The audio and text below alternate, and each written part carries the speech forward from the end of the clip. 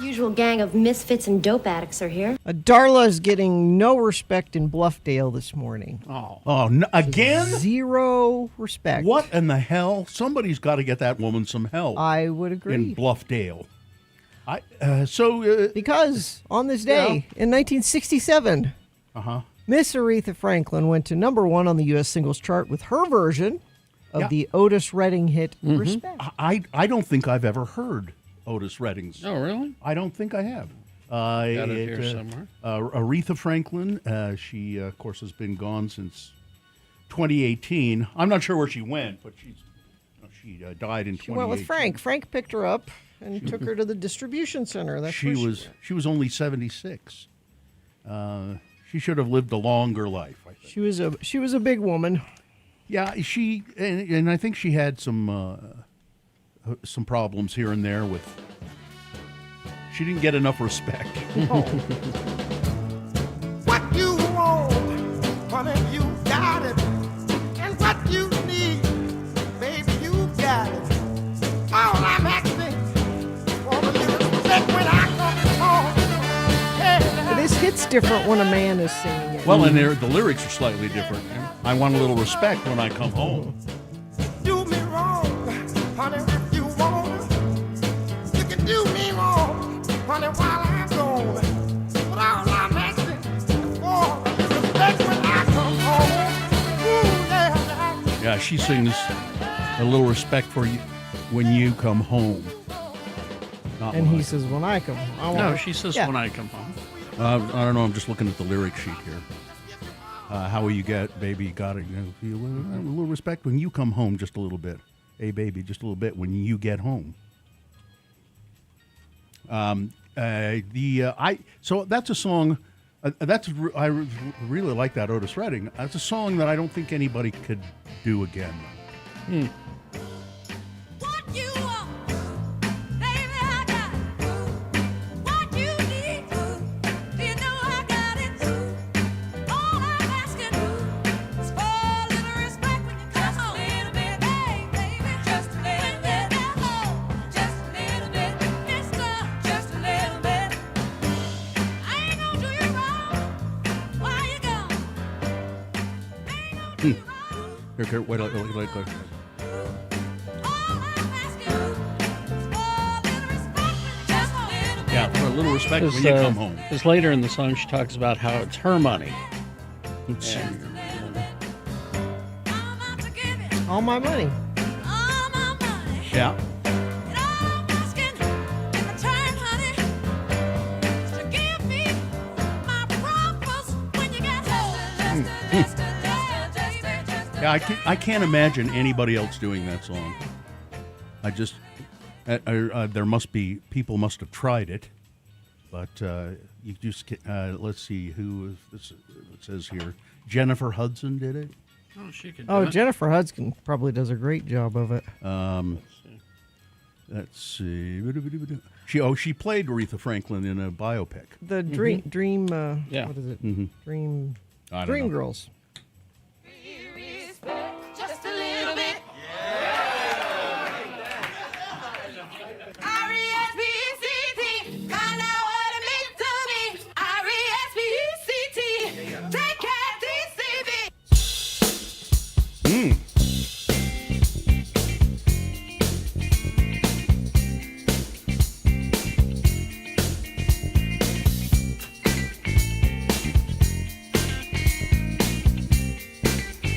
Oh no, it was just Respect, the biopic of Aretha. That's what it was. Get in there, Jennifer.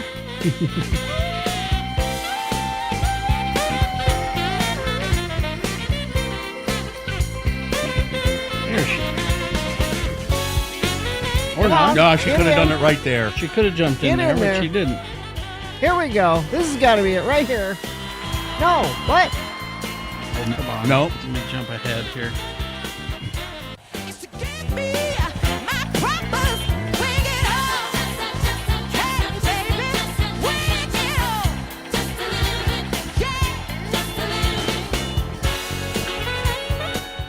Yeah. The Aretha Franklin version, King Curtis played the tenor saxophone, and Aretha Franklin played the piano. Yeah. On her, she said she often accompanied herself on the piano. Her video. You should go watch her performance at the Kennedy Center. Remember when we had cool things that happened? Excuse at the me, Kennedy Gina. Center? The Donald J. No, Trump. No, they took it down. It's not down yet, I don't think. Until that sign is off of there, it's still the Donald J. Trump John F. Kennedy Memorial Center. But she accompanied herself on piano for the Carole King honor, and she did "You Make Me Feel Like a Natural Woman," which is Just with the piano. just with the. I mean, no, and then she started just with the piano, and then there was like a whole choir with it. But that's a great video. You should go watch. Keep on trying. You're on another groove, and I ain't lying. Stop when you get home. It's not as good. I mean, she can sing, but it's not as good. One of my favorite things with Aretha, she was being interviewed back in 2008, and the interviewer asked her, "What's one of the biggest challenges of your life?" And she's like, "Trying to figure out what to cook for dinner every night. Every night, what am I going to make for everybody for dinner every night?" That is a difficult. If you think about it, that's pretty hard to do. Again, I got to come up If- with dinner if- again tonight. Gina, if you did such a thing, you would know. How Yeah, hard I it did. is. I just show up. It's like my wife has taken over most of the dinner chores. I used to cook more than I do. I'll still do like one day a week, but she says it's just, what am I going to make? You know, it's just we've had everything. It's just hard to find a new dish you want to do. Aretha Franklin didn't do too well in her later years, and didn't they find like she'd stash some cash in her couch? No, her will. They found, so she had an official that's what they will. found, yeah. And then they found a will that she was like crossing people's names out and putting other people's names stuffed in the Yep. cushions of her couch. And I think that will was the one that was eventually held up. Like, oh yeah, The that's secret will? the secret couch will. Couch will. People who visited her on her deathbed: Stevie Wonder, Jesse Jackson, and her former husband, Glenn Turman, visited her on her deathbed. She died at home. So, oh yeah, here it is. She thought to have died without a will. The cause of death was malignant pancreatic neonatal tumor. but they found the will. Yeah, there it is. Found the will in a couch, and that's the one they honored. So there you go. There you go. See? This has been Farting Around with Carrie, Bill, and Gina on X96, Radio from Hell. All right, Den. We'll take a break, shall we? And when we come back, you can check in with us on the phone. 877-602-9696 is the phone number. And if I may ask right now, because I know we need them, things that must go. Yes. We need your things. We will read them at about 7 o'clock, and we'll make them go if we read them on the air. Just one thing that's bugging you right now, email us, radiofromhell@x96.com. And that's the phone number is 877-602-9696. And you can also text us 33986. All right. Let's see. Oh, Cafe Molise and the BTG Wine Bar. Cafe Molise has been a restaurant in Salt Lake, part of the dining scene, since 1993. Yeah, it's moved around a little bit, and I think they've found themselves in the best location ever. The owners of Cafe Molise, I really appreciate that they wanted to preserve and restore that beautiful building that they're in. It's an iconic space, 404 South West Temple in the Eagles Lodge, the old Eagles Lodge, or you'll probably remember it better, the Bay nightclub. Just 2 blocks south of the Salt Palace Convention Center. Cafe Molise, perfect spot before a concert or a game, convention event, or maybe afterwards if you want just a civilized glass of wine. You can go to the By the Glass, the BTG wine bar that's in the basement of Cafe Molise. And there's a banquet room where we're having our soiree that's ideal for parties and corporate luncheons. If you want more information about Cafe Molise and reservations, go to cafemolise.com. Summer is here.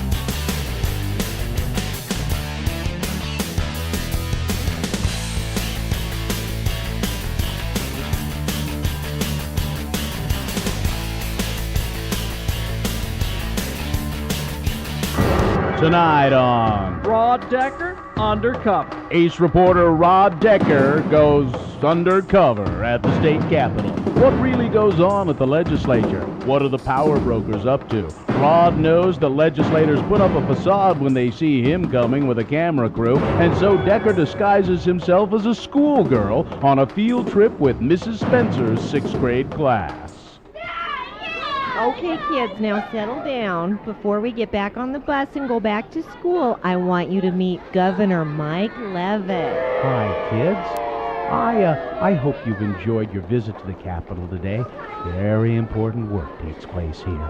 Do you have any questions? Yes, you, the tow-headed kid with the striped shirt. What's with the car in the basement? Is that the Employee of the Month's car? No, that's the Mormon Meteor. It was once the world speed record holder. Okay, you, the boy with the hat on backwards. How come the Capitol has gold on the top of it? Isn't that a waste of money? Well, Sonny, that's not gold, it's copper.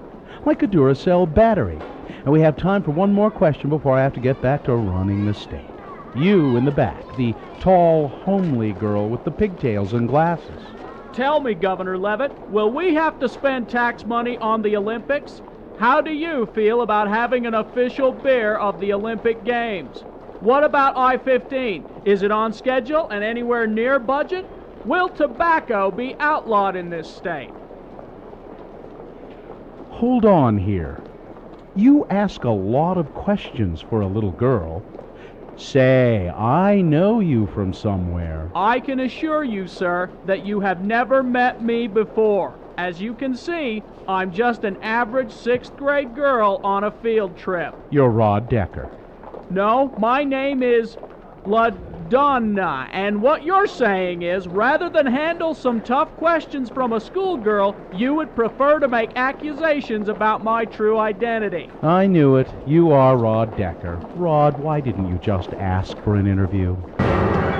Well, there you have it. Politicians won't even let their guard down in front of innocent children. You can't get a straight answer from them, no matter who you are. That's tonight on Rod Decker, Undercover. on the Channel 2 News at 6 and 10.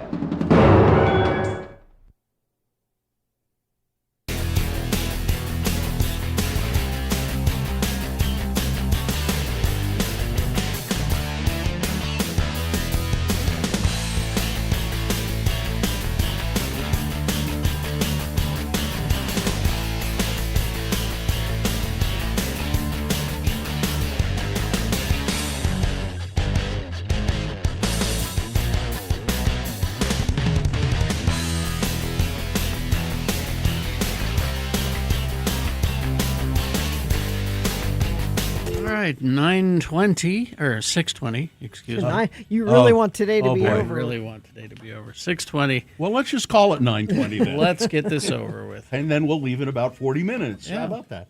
We'll start the show, and then we'll go to your check-ins, 877-602-9696. That's the number to call. Check in with the Radio from Hell show. Please, we want to hear from you. You can also text us if that's your preferred way, although we like to hear you on the phone. The text number is 33986. The moon is 91.2% of full. It's a waning gibbous moon. The moon will set today, and it looks beautiful this morning in the sky. It's not going to set until 8:22, so you've got plenty of time to step out on the porch, enjoy a cigarette, and look at the moon. That's a nice way to do it. That's a nice way to do it today, anyway, which is Wednesday, the 3rd day of June, in the year of our Lord Jesus Christ, 2026. It's Chimborazo Day. Chimborazo.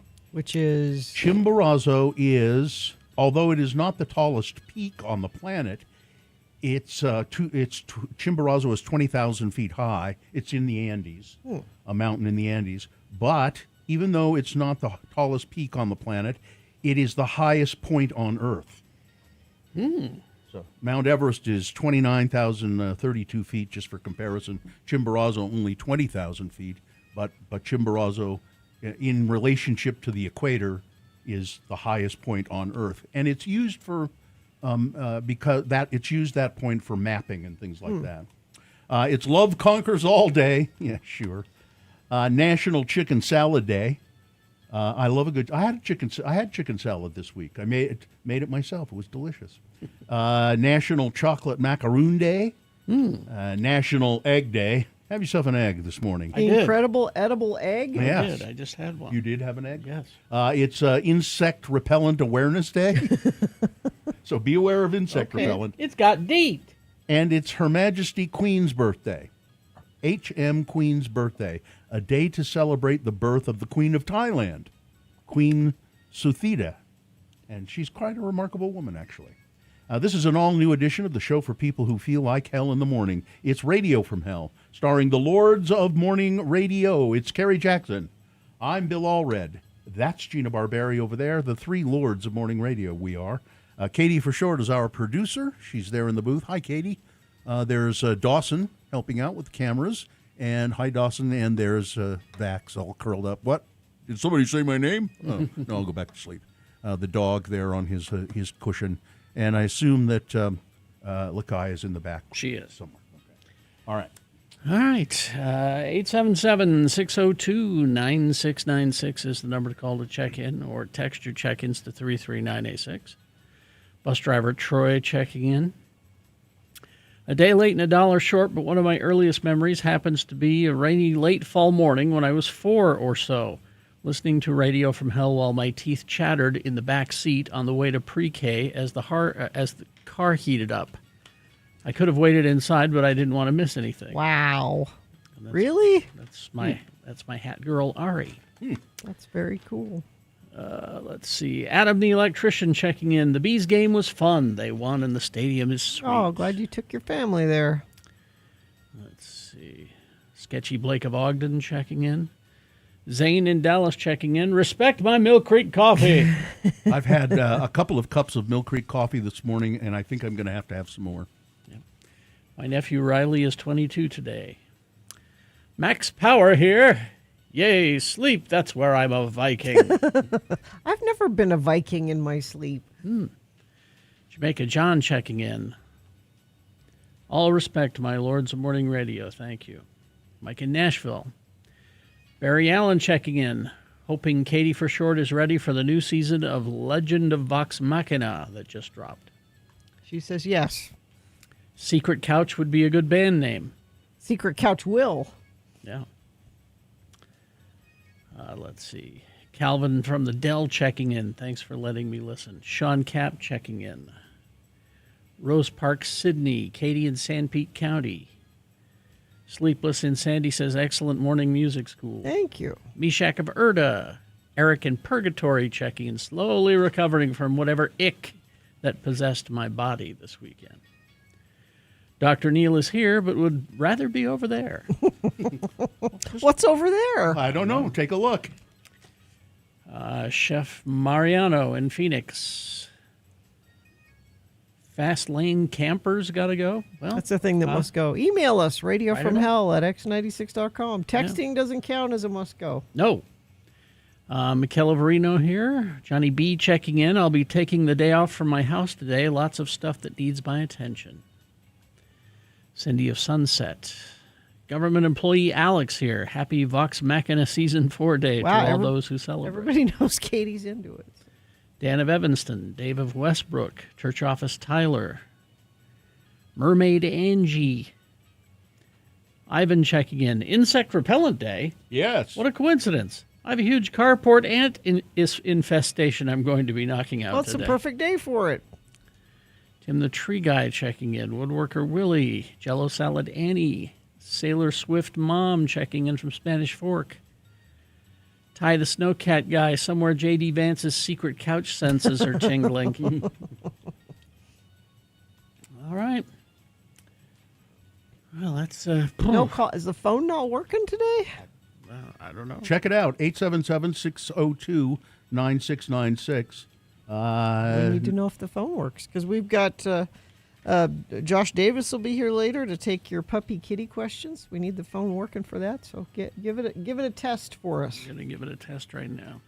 Seems to be working. Okay. Okay. Maybe people are just... Maybe they all went outside to look at the moon. Yeah, you told them to do that, and you told them to smoke, by the way. I said, well, smoke them if you got them. Oh. If you don't got them, don't smoke them. I don't got them. Never took a puff off of a cigarette in your life. Never put one in my mouth. Never once. I told you why. I don't remember. I know you did tell me. I was worried I would like it. I haven't had dreams that I'm a Viking. I have had vivid smoking dreams. Really? Oh, yes. Having never smoked. Nope. But you have had vivid smoking Yes. dreams. And they scared me. Like, I think I would like it.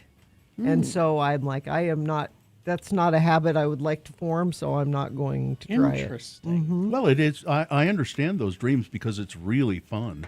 Yeah, but you've done it. I have Isn't done it weird that I would have a did it- dream, multiple dreams about I did it for so long that I didn't realize how little I could breathe. I mean, I'd go up a flight of stairs and be out of breath. I'm trying to picture you with I one in can't. your hand. I can't. Holding it up. Wouldn't I be mysterious? Anybody got a cigarette? I'd be mysterious. Right? You'd probably be one of those women who uses a cigarette holder. Yeah. Long one like Yeah. Cruella DeVille. Yep. There you go. Yeah, no, we That can't. way you're not getting the yellow stain on your fingers. On the fingers, yeah. Ooh. Yeah, no, can't do it. Can't do it? Won't do it. No, Okay. don't. All right. Can you give us traffic? I can do that. Thank you. Let's see. Eastbound I-80 up in Suffolk County. I got to go all the way up there to find an accident for you. I don't want to find an accident. I don't want to have to tell you about any of them. Let's see. That one, eastbound I-80 at milepost 190. Also crash northbound I-15 Main Street in Lehigh. And whatever you're seeing, you can text us and let us know. 33986. All right. Gina, I don't smoke and I have the same kind of dreams. How weird. That is strange. Yeah. That's how addictive it is. Like, I wonder if in a former life I was a big smoker. I don't know. No. I don't think so. No? This is where you tell me there's no such I don't thing. think you had a former life. Yeah. Oh, that's right. I was a horse in a former life. What? No, probably not that either. All right. We'll take a short break, play a song for you, and then it's Big Boy News and Opinioendo and Frank Christ Presents the Dead Celebrity Game right after that. 7 o'clock, Things That Must Go. We need your things that must go. Radio from Hell at x96.com. Put must go in the subject line. That way we know it's a must go. All right. All that and more on the way. Stand by. Yeah, you listen in your car, but listen.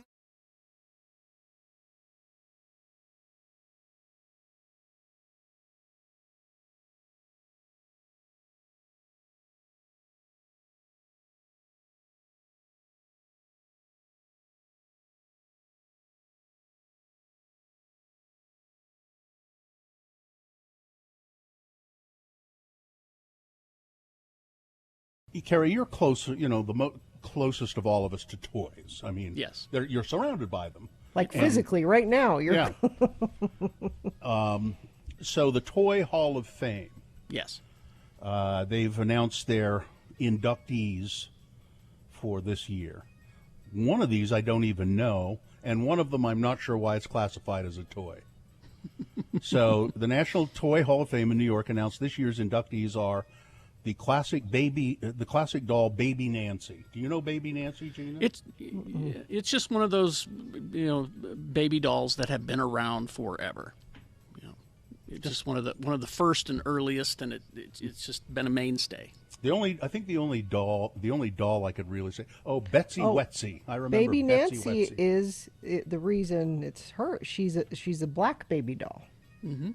Oh, that's why that was okay. Of note. And then Jenga. Now that's a game. Mm-hmm. So I guess that classifies as a toy. Sure. But then the other one is sidewalk chalk. Now how is that? I don't. It's I mean, toy. You don't necessarily. I mean, what the classification of toy is. It's hard to say. I think it's anything that keeps your kids occupied. Yeah. And that dates back to. Mm-hmm. Hopscotch.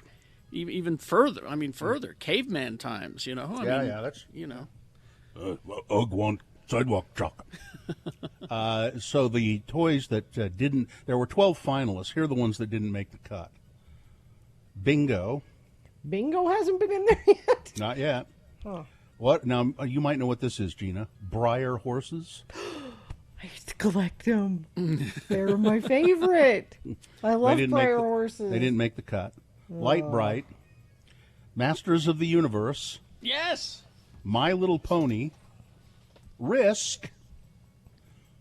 There's Master of the Universe right there. Carrie's got it at x96.com/. Oh, He-Man. Skeletor. I'm not in the Hall of Fame yet. Of course, neither's He-Man.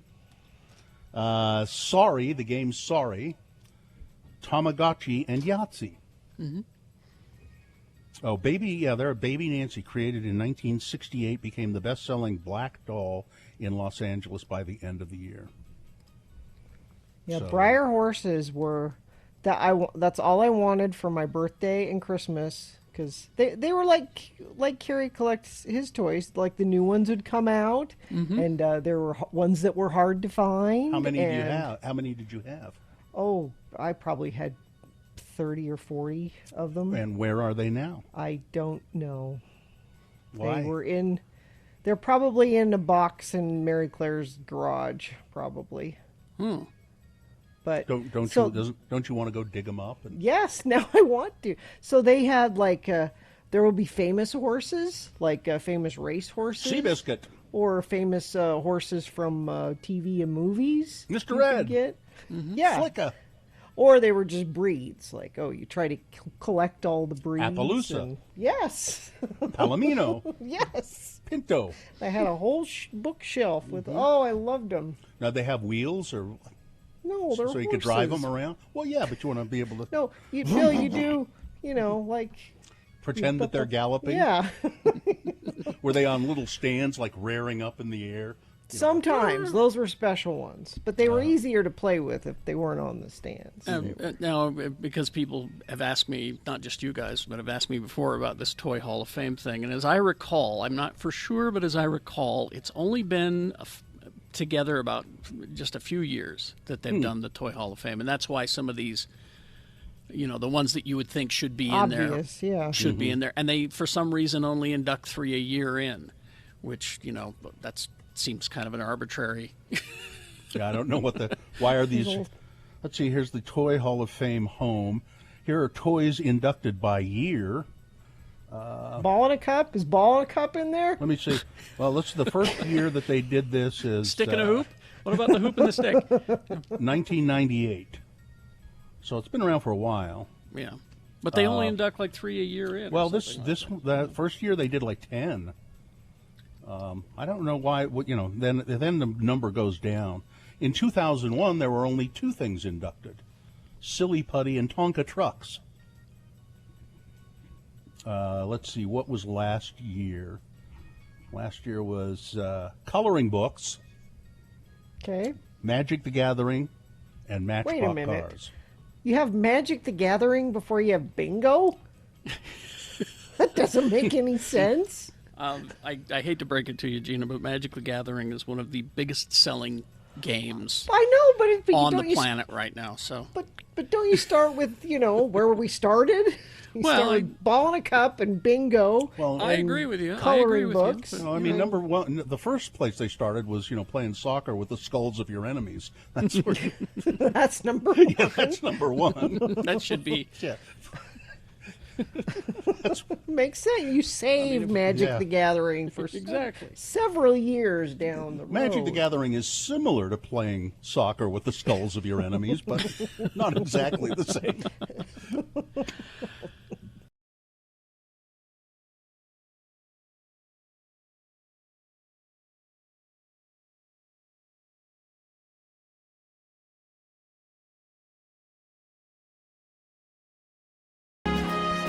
It's 36. It is time for Big Boy News and Opinioendo. Now, right after that, it's Frank Christ Presents They're Fine, They're Just Fine, the Dead Celebrity Game. We'll give you a list of 4 celebrity names. 3 of those celebrities, they're just fine. One of them is dead. If you pick the dead one correctly, you're going to win what? Tickets to Iration Live. It's a big reggae show at the Complex on the 18th of June. You're going to get tickets to Iration Live. 877-602-9696 is the number to call to sit through a game of Frank Christ Presents and get those tickets. 877-602-9696. But first, Big Boy News and Opinioendo brought to you by... The Art Garden is your summer plan. Free live music, art, lawn games, beer garden on Main Street every Thursday and Friday, 5 to 8. Details at downtownslc.org. And never forget... The views expressed on X96's Radio from Hell show do not necessarily reflect the opinions of Broadway Media, its management, owners, or advertisers. This program is intended for mature audiences. Parental discretion is advised. Well, Gina was just about beside herself yesterday. Just couldn't contain her excitement and her admiration when she learned that King Charles has knighted Idris Elba. That's Sir Idris to you. Sir Idris Elba, activist and musician, in an investiture ceremony at Windsor Castle.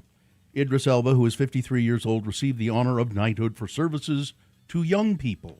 The monarch, Charles, did the honors, tapping a sword on the hijack star's shoulders as he knelt, with a photo of the moment making the royal family's official Instagram grid. Congratulations to everyone who received honors at today's investiture ceremonies hosted by the king at Windsor Castle. Courtiers captioned the carousel, which Elba reposted on his own Instagram stories.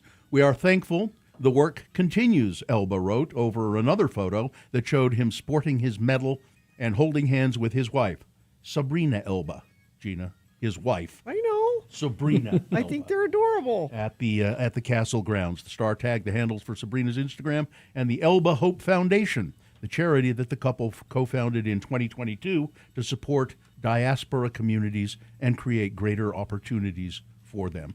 In other words, refugees, people who come from another country. Let's support them and help them, not throw that's a them thing. out. Let's do that, shall we? Citrus Elba. There you go. Sir Idris Elba. Sir It's about Idris. time. Sir Idris Overdue. Elba. He should But he should have been knighted when he was in The Wire, Well, sad news to report this morning. Karen Huntsman, famous for her role in major philanthropy efforts at the University of Utah and across the state, has passed away. The university announced that Huntsman died this week. She was 88 years old. She was John Huntsman's wife. Karen Huntsman lived a life defined by compassion, generosity, and an unwavering belief in the power of healing and hope. Alongside John and her beloved family, she helped build one of the great philanthropic legacies in our nation's history. We were just working with them last week, said U of U President Taylor Randall. It would be difficult to find a Utahn who has not been personally touched by the work of the Huntsman family, a legacy that will continue for years to come. She and her husband, John Huntsman Sr., who died in 2018, established this family foundation to fund cancer research, then mental health, education, and more. They had 9 kids, including former Utah Governor John Huntsman Jr., and 56 grandchildren. Karen Huntsman's father was David B. Haight, who was an apostle for the Church of Jesus Christ of Latter-day Saints from 1976 to 2004. Karen Huntsman died at the age of 88. The Salt Palace Convention Center, it's the Calvin L. Rampton Memorial Salt Palace Donald Convention. J. Trump, Calvin Rampton. The Salt Palace Convention Center will close next year and remain closed for 3 years for a major renovation of its own, plus a portion that was purchased by the Smith Entertainment Group. This is going to be devastating for businesses in the area. Downtown, hotels. Salt and Lake restaurants. officials confirmed Tuesday that the convention center will fully close in the fall of 2027. Mayor Jenny Wilson's office said the construction is estimated to start in the spring of 2027 and be completed by January of 2031. Last year, Utah jazz owner Ryan Smith's company purchased a piece of land where entertainment district. It includes a 6.5-acre square block just east of the Delta Center, which is owned by Salt Lake County. However, the county says on its website that the Japanese garden property on that block was not part of the sale and will continue to be owned and maintained by the county. The county has not announced any closures for Bravenel Hall or the Utah Museum of Contemporary Art at this time. They're sort of part of that building. The county says it's not yet known where the major conventions that come to Salt Lake City regularly will go. Will they go like to the instead of Expo Center? I don't know. I wouldn't be surprised. Or maybe they'll go to another city. That's the risk. Governor Cox announced his nominees for an expanded Utah Supreme Court, choosing Jay Jorgensen and Stephen Dent to fill the 2 newly created seats. Mr. Jorgensen, a senior counsel for the Church of Jesus Christ of Latter-day Saints, and Mr. Dent, an assistant United States attorney in St. George, were picked from names submitted to the governor by a judicial nominating commission. I'm looking for people who care deeply about the Constitution of the state and the Constitution of the United States, the governor said. Aren't we all? Looking for that in everything. It's been no secret. I mentioned this multiple times, but judicial philosophy really matters to me. I believe in textualism. I believe in originalism. And I believe in judicial restraint. And I believe in anything the court says as long as they agree with me. Then Judge Alito, now Justice Alito and Chief Justice Rehnquist, they taught me about judicial philosophy, which is textualism and originalism. That's that's not Cox. That's Jorgensen. Yeah. That's what he said. What that means is judges don't write the law. You just look at the words they wrote, and that's what it is. Dent said, I'm an originalist and a textualist. I believe that is a faithful way of interpreting text when you're considering the separation of powers and a judge's role. 9,000 Tooele County voters received the wrong ballot in the mail for the upcoming primary election. County Clerk Tracy Shaw announced that her office is hearing reports of wrong ballots, Republican voters receiving nonpartisan ballots or nonpartisan voters receiving Republican ballots. Tuesday was the first day of ballots arriving in the mail. Shaw said she determined that approximately 9,000 voters had received incorrect ballots. She said those residents will be notified because you may not have noticed. So those ballots will be deactivated, and they will send out new and correct ballots as soon as possible. We plan to email people who are affected, if we have one on file, an email address, and by mail with the issuing of a new ballot with an insert explaining why a new ballot has arrived and how to be sure that you are voting the correct one. She said the mistake was made by the printing vendor and that the data her office provided to them was correct. However, she said the vendor is working to correct the mistake immediately, and she said they're doing it on their dime. Well, we all wondered why Melania Trump made her remarks. I didn't wonder. I know exactly why she did it. Well, a former associate of Melania Trump has claimed that the First Lady was an escort for Jeffrey Epstein and met Donald Trump through Jeffrey Epstein. Former Brazilian model Amanda Ungaro dropped this bombshell allegation on a tape recording, accusing her ex-partner, modeling agent turned presidential envoy Paolo Zampoli, of lying about introducing Melania and Donald Trump at a party in 1998.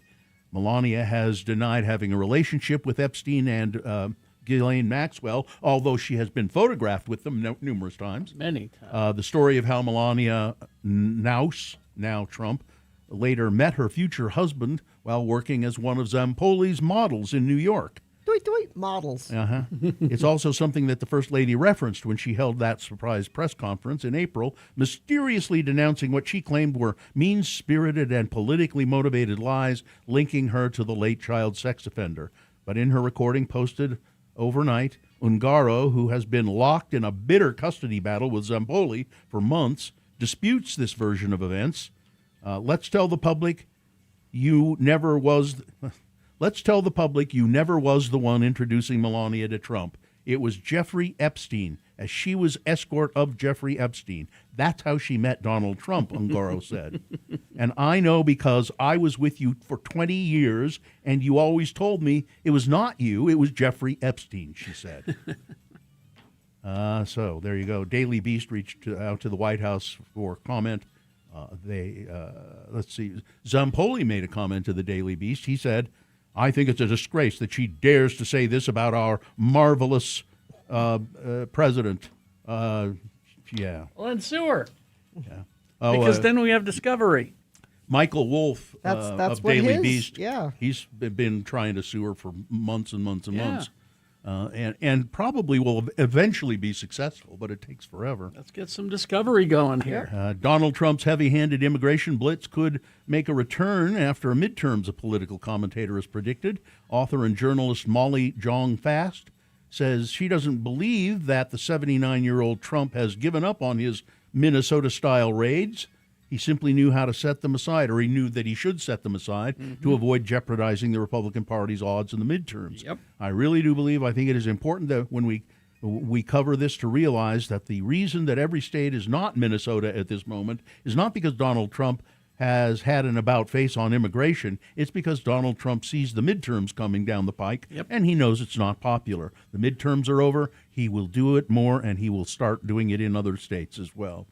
And in this week's news from the ooze, Frederick Trump, Michelle Obama, Milli Vanilli, Keith Cratch, Pete Hegseth, Ken Paxton, it goes on and on and on.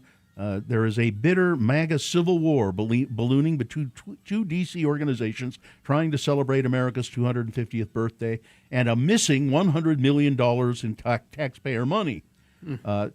Donald Trump seeks to put his mark on the festivities. He's going to make them all about him. Frustrated by bipartisan inclusive efforts of congressionally run America 250 tasked with organizing the festivities, Trump set up his own foundation to do it. Yeah. Because he doesn't want Congress meddling in his celebration of America's Congress has been planning a 250th. celebration for years. Yes. And he is doing a separate thing. He's trying to run over the top Well, of he's it. trying to make it partisan or all about him. Yeah. And so this is also causing a lot of friction, and it's causing a lot of his Republican supporters to abandon him, and Republican congressmen to abandon him. They're seeing the monster that they have created. And finally, this Get ready, Gina. Yes? Nearly a dozen New World flesh-eating screwworms You flesh-eating screwworm. have been detected just 25 miles from the U.S. border. They're inching their way here. They are. The screwworm fly cases were reported over the weekend in Mexico, including one in a goat-like animal, just 25. I don't know what that means. Maybe it was a chupacabra. They found one in a goat-like animal just 25 miles from the Texas border. The USDA also confirmed a screwworm in a 6-month-old sheep in Mexico's Coahuila state, approximately 30 miles south of the United States border. The CDC warns that screwworm maggot infestations can cause painful and foul-smelling wounds. I know you're tired of hearing about climate change, but this is climate change. Who says I'm tired of hearing I'm that? just saying people generally. Yeah. The more bugs and further north, the bugs.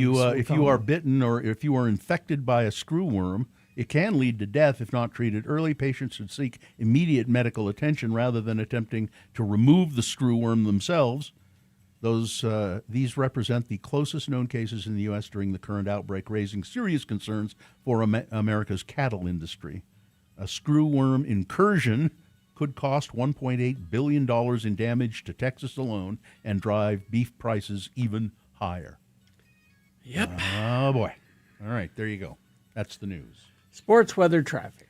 Well, the Vegas Golden Knights, they just can't do anything wrong, I guess. First game of the Stanley Cup final, they beat the Carolina Hurricanes 5-4. They'll play tomorrow at 6 p.m. And we have game 1 of the NBA Finals today. They start things out in San Antonio. 6:30 is the game time for tonight.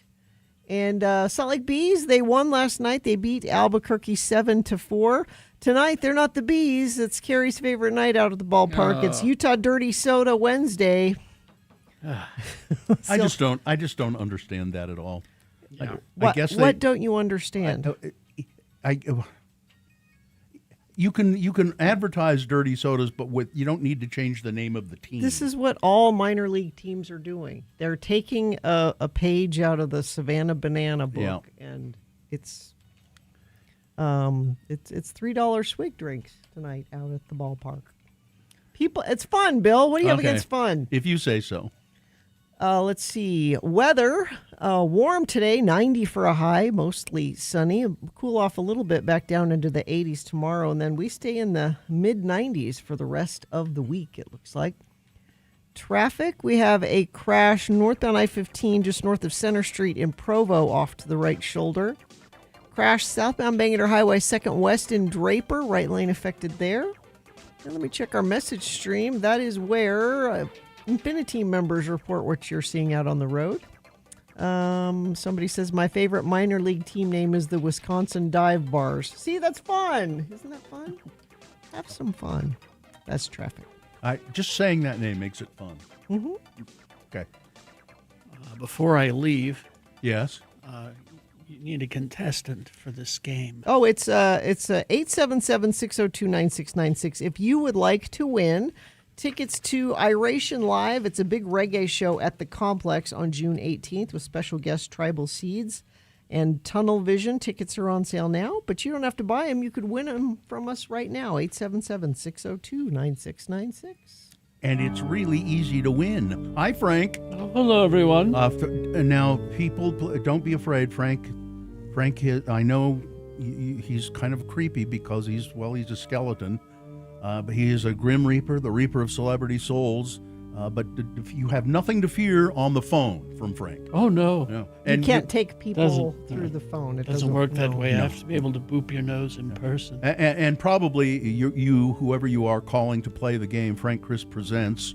They're fine. They're just fine. Whoever you may be, you're probably also not a celebrity. Oh, nothing to worry about. Yeah, and so Frank only reaps the souls of celebrities, and it's his curse. He doesn't like to do that. I love our precious celebrities. Everything they say and do is right. I agree, Frank. I really do. No, I gave you guys the the scoop on Peebo Bryson Yeah, you early did, yesterday. yeah. Yes. As everyone is just figuring it out now, but I let you know beforehand. It's a whole new world now without Peebo. Okay. And do we have a contestant to play the Yes, game? Callie is here. Callie, good morning. How are you? Good morning. I'm fine, just fine. That's good to know, Callie. Thanks for calling in to play the game. It's really going to be pretty simple for you to win tickets to, what is it again? Iration Live. All right.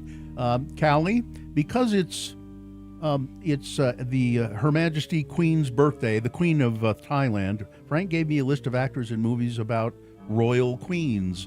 And if you can select the dead actor in this list, you will win that prize, those tickets. You ready to do it?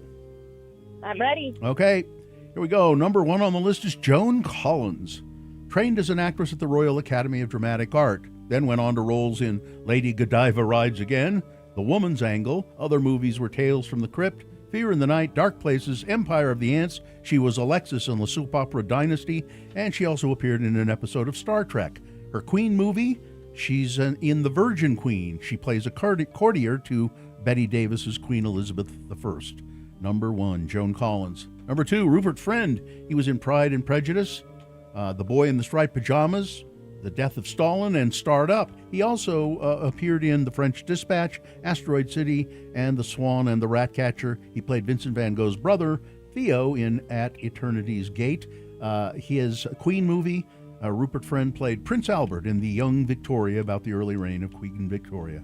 Number 2 is Rupert Friend. Number 3, Helen McCrory. She made her stage debut in The Importance of Being Earnest. Also played Lady Macbeth, Olivia in Twelfth Night. On TV, she was Polly in Peaky Blinders and Madame Colley in the Showtime series Penny Dreadful. Her Queen movie, she played Prime Minister Tony Blair's wife in The Queen with Helen Mirren as Elizabeth II. Number 3 is Helen McCrory. And number 4, Joan Chen, known for her leading roles in Heaven and Earth, Golden Gate, Red Rose, White Rose, Saving Face, and Sunflower. On TV, she had a recurring role as Jocelyn Packard in the David Lynch serial drama series Twin Peaks. Her Queen movie, well, she played the last Empress of China in the movie The Last Emperor. Number 4, Joan Chen. One of those actors is dead, Callie. Who is it? I believe it's number 3. You're right. Helen McCrory. She died in 2021. Way too soon. Yeah, she was only 52. And she was married to Damian Lewis. Yeah, Damian Lewis. Congratulations, Callie. You have won the prize. You're going to go enjoy some reggae music, okay? Woohoo, thank you. You're welcome, woohoo. Hang on the line, and Katie will tell you what you need to do to get your tickets. Well, I have to go check on some precious celebrities. Mm-hmm. Who do you have? Well, Jill Biden's 75 today, but she's fine. Should be, yeah. She had a book just come out today, I think. Gina, how come Let's Hear It for the Boy is the only song Denise Williams has? She also had a duet with Johnny Mathis. What was that? See, You're going to make me look. How old is she today? 76 today. Oh, well. But it's I'm most worried about Ian Hunt. Too much, too little, too late to ever try. Oh, okay. So she's had 2. Mm-hmm. I'm more worried about Ian Hunter today. How old's Ian? 87. Ian Hunter from Mott the Hoople. Yeah. He's not the young dude. No. Anymore. Goodbye, everybody. Goodbye. Bye, Frank. Okay. We're in the middle of finding something brand new. Crash, northbound I-15, Center Street in Provo. Right shoulder affected there. Crash southbound Bangor Highway 2nd West in Draper. Let's see if anybody sent anything in via text. Somebody says slowage, Provo, Center Street northbound. Left wing Larry. Thanks, Larry, for sending that in. Well, we have right wing Wade and left wing Larry. Accident, carpool lane southbound I-15 Bountiful after 5th South. Thank you, Infiniteam, for assembling and texting those into us. X96 welcomes Alter Bridge November 29th at the Complex. With Big Wreck and Tim Montana, get tickets and information at x96.com. Text the word DIVIDE to 33986 now to enter to win. KXRK Provo, we're going to take a short break here. And then we've got your list of things that must go coming up after this. Boner of the day coming up as well. Our veterinarian, Dr. Josh Davis, will be here at 7:45. Beat Gina coming up. All that and more. Stand by for all of that. So let's see. Oh, Huntsman Mental Health Institute. It really is time to prioritize our mental well-being. And the Huntsman Family Foundation, they've set up this institute. Now, they've done this for cancer, and they've made great strides in finding various treatments and cures for cancer. Now the same thing with mental health. The Huntsman Mental Health Foundation transforms the way we can care for mental health. They're funding groundbreaking research and expanding access to treatment, supporting programs that serve people of all ages and all economic levels as well. The Huntsman Mental Health Foundation, they have a walk-in crisis center. It's been open for about a year now, and anybody can go in there 24 hours a day, 7 days a week. No insurance needed. If you're having a crisis, you can go there and receive help. These life-changing resources are available, but it costs money. You could become a monthly donor, and to learn how you can do that, you should go to yourbrainisbeautiful.org. You can watch Radio from Hell live. What we're talking about is, oh no. And I was like, come on. You're the same people who say you don't, that you order everything online. And I don't. We don't order hardly anything online unless we absolutely have to. We always go to brick and mortar stores. You do go to the brick and mortar still. We go to the local shops. We do our best to do that. We don't have an Amazon account. It really is hard to do, though. Yeah. It's so hard to do that. It takes a few more steps, but especially like an Amazon, not having an Amazon account. I don't remember exactly what the first thing I ever ordered from Amazon was. But I do remember the feeling of going, wow. Oh, that was great. It was cool at first, but then when you start looking at it closer, you go, no, I should really not do that. I should support the local shops. I should, you should. Do what I can to help. But it's great. Yeah, I agree with you. I wish that I was more altruistic like you, but I don't know. I'm a typical American. Well, and then the other thing is, Sue and I don't have kids, so that is true. We have all this extra time, so we have time that we can go to local places, brick and mortar stores. Well, and the thing about going to the brick and mortar is, if you're looking for that specific thing, they don't have the size. Well, you could go to our shop that's downtown, or you could go to the one in Sandy, and then I think for the convenience of you just know. Mm-hmm. And it's just crazy the number of items that you order in the morning and they're there by lunchtime. And I'm also weird in that I want to see what I'm buying. I want to hold it in my hand. I want to make sure that the size and everything. That's true. You go to the brick and mortar store and see what it's like. Yeah. And then you order it. That's what most people do. I know. And I don't understand. You're there. Why don't you just buy it? Hey, I wonder if anybody has ever had a brick and mortar store where they sell bricks and mortar. Oh, yeah.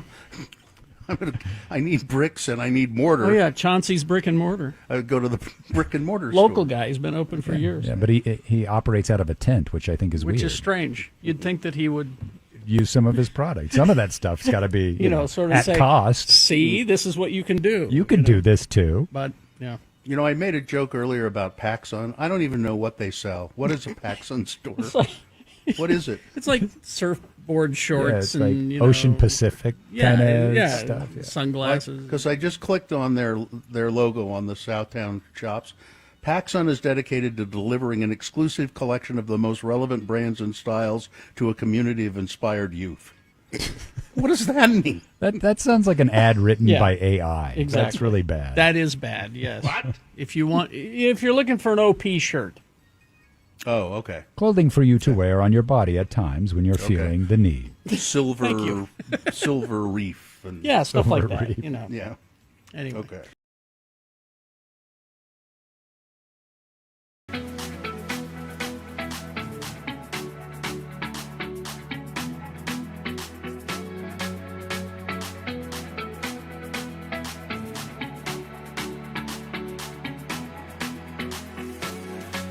We heard from Spanky in Payson, who had a thing that must go, and he texted it in. Spanky, you got to email those, radiofromhell@x96.com, from Payson or anywhere else.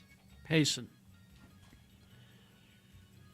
I think it's interesting that whenever we do things that must go, somebody tries to text their answer. People don't listen. They Apparently don't pay not. attention, and Even though you say that every every time. time. Payson. Things that must go. Yes. Is it sponsored? Every time I say I wish it Oh. were, and then it's not, and it should be. Things that must go on the radio. From Hell Show. These are things that are bugging you, really, really bugging you, and you want to get them out of your life. You want them to go away. And so you say, as a last resort, perhaps, you will write your things that must go in an email and send it to us, radiofromhell@x96.com. Put must go in the subject line. And if we read yours on the air, maybe it'll just make you feel a little better because people will go, I know what you mean. And sometimes we are told these things magically do disappear from your lives if we read them live on the air. So let's start with Carrie today, shall we? Okay. Let's see. This one from Jay and Crackho the dog. Crackho the dog. Yeah. All right. Let's see. Things that must go. A few IQ points from my dog and cat must go. They're too smart for their own good. I'd like to add their IQ points to mine. The slowage and hurt that comes with age. Why does it take so much longer to do everything? This giant garbage bag of self-pity. Sure, I've been through stuff, a lot of stuff, but haven't we all? I need to be less selfish, feel less sorry for myself. Where can I dump this garbage bag off? You're welcome for my listening. While I'm forever appreciative that I get to listen, thank you for that. Sounds pitiful. From Jay and Crackho, the dog. Max Power here. Good morning, Lords. My son is the one that is usually in trouble normally. When I told my wife the kiddo was in trouble, she starts questioning him. He said, I didn't do anything. The wife looked at me, and I said, oh, no, it's the daughter that's in trouble. My wife then said to the son, sorry, honey, force of habit. Max, I blame you for not being specific. Don't on say this the one. kiddo. Yeah. My oldest daughter, 16, is dating. I actually like her boyfriend, but man, is he dumb as a box of rocks. He comes barging into the house, sees my daughter, and says, I thought I'd find you here where you live. And lastly, my father losing his dentures in the toilet. His dentures messed up our toilet. You know what that means? It's time for a new toilet. Max Power. This one from Dan. You know, you have a busy day coming up tomorrow and sleeping well and suddenly getting woke up by the smoke detector due to low battery warning. Always in the middle of the night, always. I'm up 18 hours and know the warning will not go off during the day. It's true. Let's see, must go. When an appetizer plate is served to the table and one person immediately begins to season the entire appetizer with salt, pepper, or something else, instead of letting each person serve him or herself and season it as they like. Yes. I have never encountered that. Me either. If I did, I would never dine with you again. That's exactly what I would say. And this one from Dean. Hi, my name is Dean. I am 8. My mom is letting me use her email. Here is my list of things that must go. All right, Dean. 1, time limit for playing video games. Okay. 2, shoelaces that aren't flat, so they're hard to tie and come undone. It's true. They do come undone faster, the not flat ones. And finally, things that must go. Gumbo. Gumbo? Yay, an gumbo, Dean? An 8-year-old has encountered gumbo. 8-year-old Dean does not like gumbo. Okay. All right. I'll go next. I have one of my own that must go. It's having to take my life in my hands every morning I come to work. Having to try to pull out of my driveway when there are, in the dark and there are cars. This happens in the daytime too, but every morning I'm not sure whether I can see a car coming or not because there are cars parked on the curb. Yep. And then there is one person a half a block down, a quarter of a block down, who parks a car in the driveway, and that blocks my view as well, and they shouldn't be parking in the driveway because they should have off-street parking. It's illegal. And I take my life in my hands every morning when I pull out onto the street. Just, I hate it. Let's see, this one says, good morning, Lords, and happy birthday, Gina. Here's a list of things that must go. People that put advertisements along walking trails. Ooh. Now, I think that this person means, like handwritten signs and things Yeah. like that. Yeah. As if we aren't inundated enough by freeway billboards. Can't we just go for a walk without more ads? When you have a mouthful of food and suddenly the urge to sneeze happens, that never ends well. No. Knowing the names of so many cabinet members. These are supposed to be boring bureaucrats making boring decisions that rarely make the news. In a normal administration, I want to know who the Secretary of State is, who the Secretary of Defense is, and nobody else. Exactly. Stay care, Austin. This one says, good morning, Lords. 2 items this week must go. Number 1, lotion boogers. Huh? No matter how often I use the pump-style lotion bottle, there's always a dried bit of lotion that comes out. It's gross. And somehow a garbage is never nearby when I have one sitting in my hands. And what am I supposed to do with this? And a subcategory of this issue is when the booger blocks most of the pump, causing a wild and unknown trajectory of lotion or soap. Yep. And number 2, the second one is stubborn to be removed from my life. So I'm asking it to go away once more. Rancid nuts. All right. Please and thank you. Problem. Please and thank you, Maria. All right, Maria. Rancid nuts. And finally, this one. Hello. It's been a while. Please say my name as much as you want. When I'm watching Yellowstone or Tulsa King on Paramount Plus, and I have to sit through commercials every 5 or 10 minutes, is beyond lame. Hey, Paramount, I know it may be an old-fashioned concept, but if you're making me pay monthly for your streaming service, I don't want to see a single ad interrupting my shows. You know that? I mean, screw them. I'm canceling my subscription. Thanks for letting me listen. Kirk from Orem. And the way they cut the commercials in is not at a natural part of the show. No. It's like right in the middle of a scene, and they'll throw a commercial in. Yep. Gina? Let's see. People that don't turn on their headlights early in the morning when it's still dark. How do you not notice it? It's dangerous. Thanks, Devin. Hello, Lords. Thanks for letting me listen. What must go is people who sit in their cars outside of stores with them turned on for an extended amount of time. I witnessed 2 this week, one outside for an entire hour. The other was at least 30 minutes. The environment can't take it. Let's make this go. Let's see. I knew this would happen, just like it happens everywhere you see these morons. Irresponsible a-holes who don't pick up their dog's poop have ruined it for the rest of us again. Now it's illegal for dogs to be on the campus of any Granite School District at all times. I have had this thing that must go also. I have a school that has a great fenced yard that I like to take my dogs in, and I inevitably see poop there, and I'm like, you are going to ruin it for the rest of us being able to come here. Thanks a lot, losers. That's from Suzanne. Vanessa says, zoology teacher Vanessa says, things that must go. Struggling all school year to wake up at 30 in the morning to get ready for work. And now that I'm on summer break, my brain clicks on at 6 a.m. It's wrong and bad, and I'm still tired. Number 2, getting very sweet emails from students over the weekend thanking me for being awesome and supportive. But that one email I can't seem to not focus on is the one from a student asking me to put a grade in for a missing assignment. School ended last week. Grading was done on Thursday. Finally, this from Tony. Things that must go. Our nation's military not getting their mail in a timely manner due to the unnecessary war with Iran. Yep. Thank you. Things that must go on the radio. From Hell Show. Crash southbound I-15. This is in Woods Cross, milepost 316, 15th South.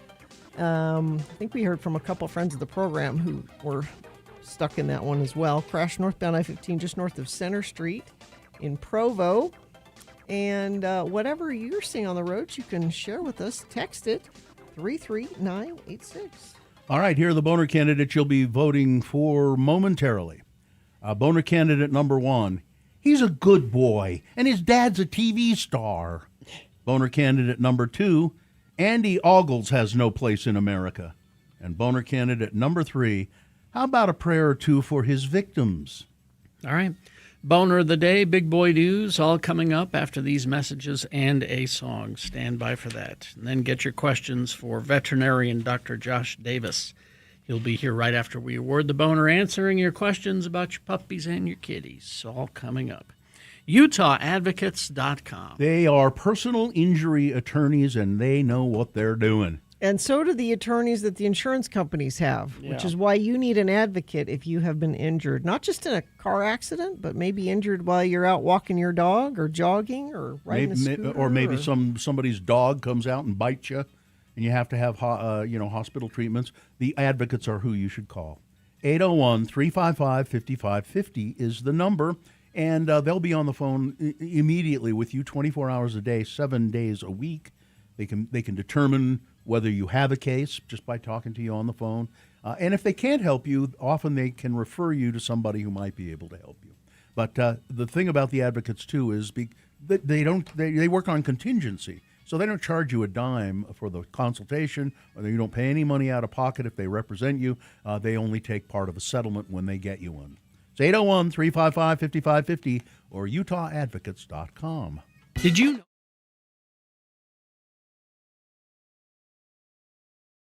Real quick here, we're still existing in this building without air conditioning.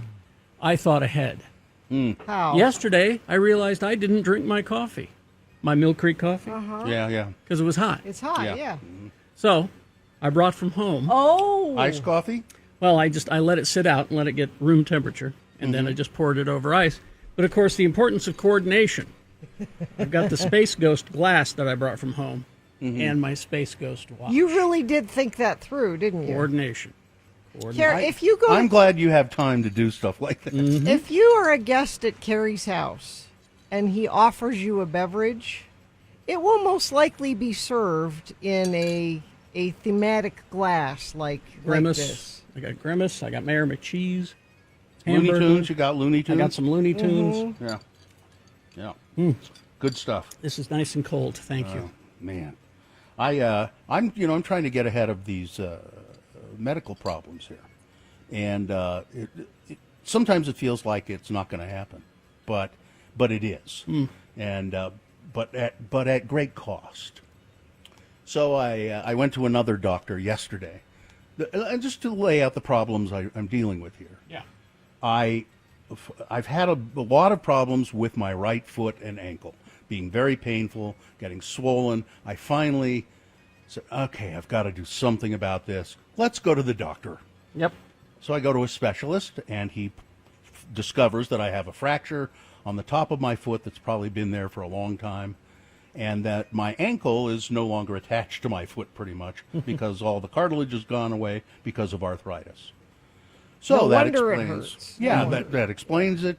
He says, and I say, "What do you do about that?" And he said, "Well, we have to get the fracture on the top of your foot to heal, so you'll have to wear one of these boots. They're called Crow boots, and Crow is an acronym for something. I forget what it is, but it's essentially a removable cast, and they have to take plaster cast of your leg and custom fit it to you." And then the nice woman comes in and tells me that, because your insurance deductible is what it is, it'll cost you $1,600. Because you haven't met your deductible yet, so it's just the price of it. $1,600. So would you like to pay that now, or do you want to pay part of it when you get on delivery, and then we can set up a payment plan? So I said, thank you. We'll just take care of it So $1,600. But so I have another problem that I'm dealing with. Because of that bad foot, I tripped and fell on the 16th of Right before July. Father's Day. Yeah, January or June, and I tripped and fell and hurt my hip and all of that.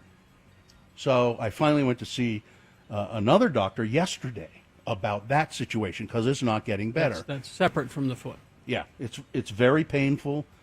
The foot is actually not so bad right now because I'm just not using it much. I'm going around on crutches and a walker and that sort of thing. And so, but the hip is just killing me. So he says, okay, we'll take some x-rays. Let's take some x-rays. And this is a sports medicine guy. And he said, I can't see anything wrong there because with the x-rays. There could be something I'm not quite seeing. There could be a fracture in there that I can't see. Let's do an MRI. Okay. You have to do an MRI. Those are fun. Yeah. Okay. And So- affordable. Well, that's what I found out. Yeah. So, what is your insurance? Oh, okay. Well, that MRI will be $500. Yeah.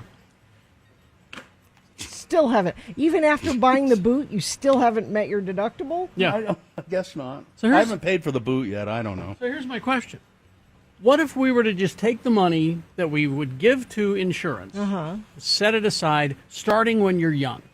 Mm-hmm. And That's just, a health savings account. Yeah. That's a health savings Well, that account. got taken away from me too, Yeah. is Yeah. the thing. Yeah, Set no, aside it's- that money and don't even mess with insurance. Just set aside that money when you're young and just say, that's my insurance. That's for when I get sick and old. Mm-hmm. And be real good about not touching it. You might be better off.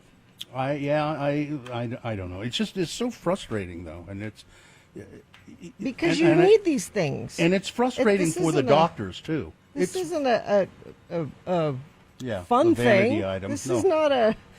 This You're is- not this getting is- a boob job. No. No, although I have considered it, This you need and that this. would be a breast reduction for me. Sure, yeah.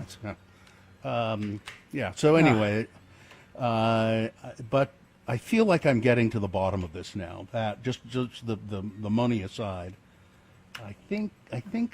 Well, getting and to with the bottom of so it. this is actually a big deal that tonight you're coming out to go to Mm-hmm. our Pulp Fiction event at Broadway. Yeah. That Bill has not, other than these doctor appointments, left the house. No, I don't leave. I don't leave the house. We haven't seen him for weeks.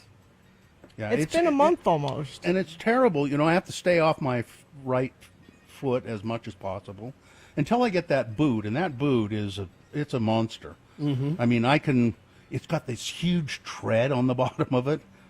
You know, anti-skid tread. Oh, yeah, so you don't slip and fall again. Yeah, and the guy said, you know, if you use it a lot, that'll wear out, but I can put another tread on it. Don't worry about that. It'll only cost you $500. Yeah, I'll slap another tread on it. But it's so when I get that boot, it'll relieve things quite a bit because I don't have to worry about, you know, there are a lot of stairs in my house, and right now I have to go up and down stairs using crutches, which is hard. dangerous. Yeah. And it's dangerous, and so I have to have somebody spot me every time I want to go up the stairs and then come down the stairs. Have to somebody kind of just go in front of me as I come down slowly. And it's just a pain, you know? Yeah. So. It's time to come back here.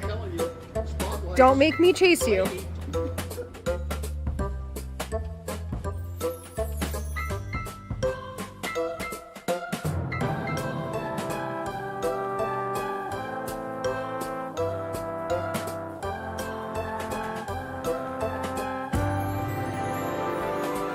All right, 7:22. It is time now for Boner of the Day. 3 news stories.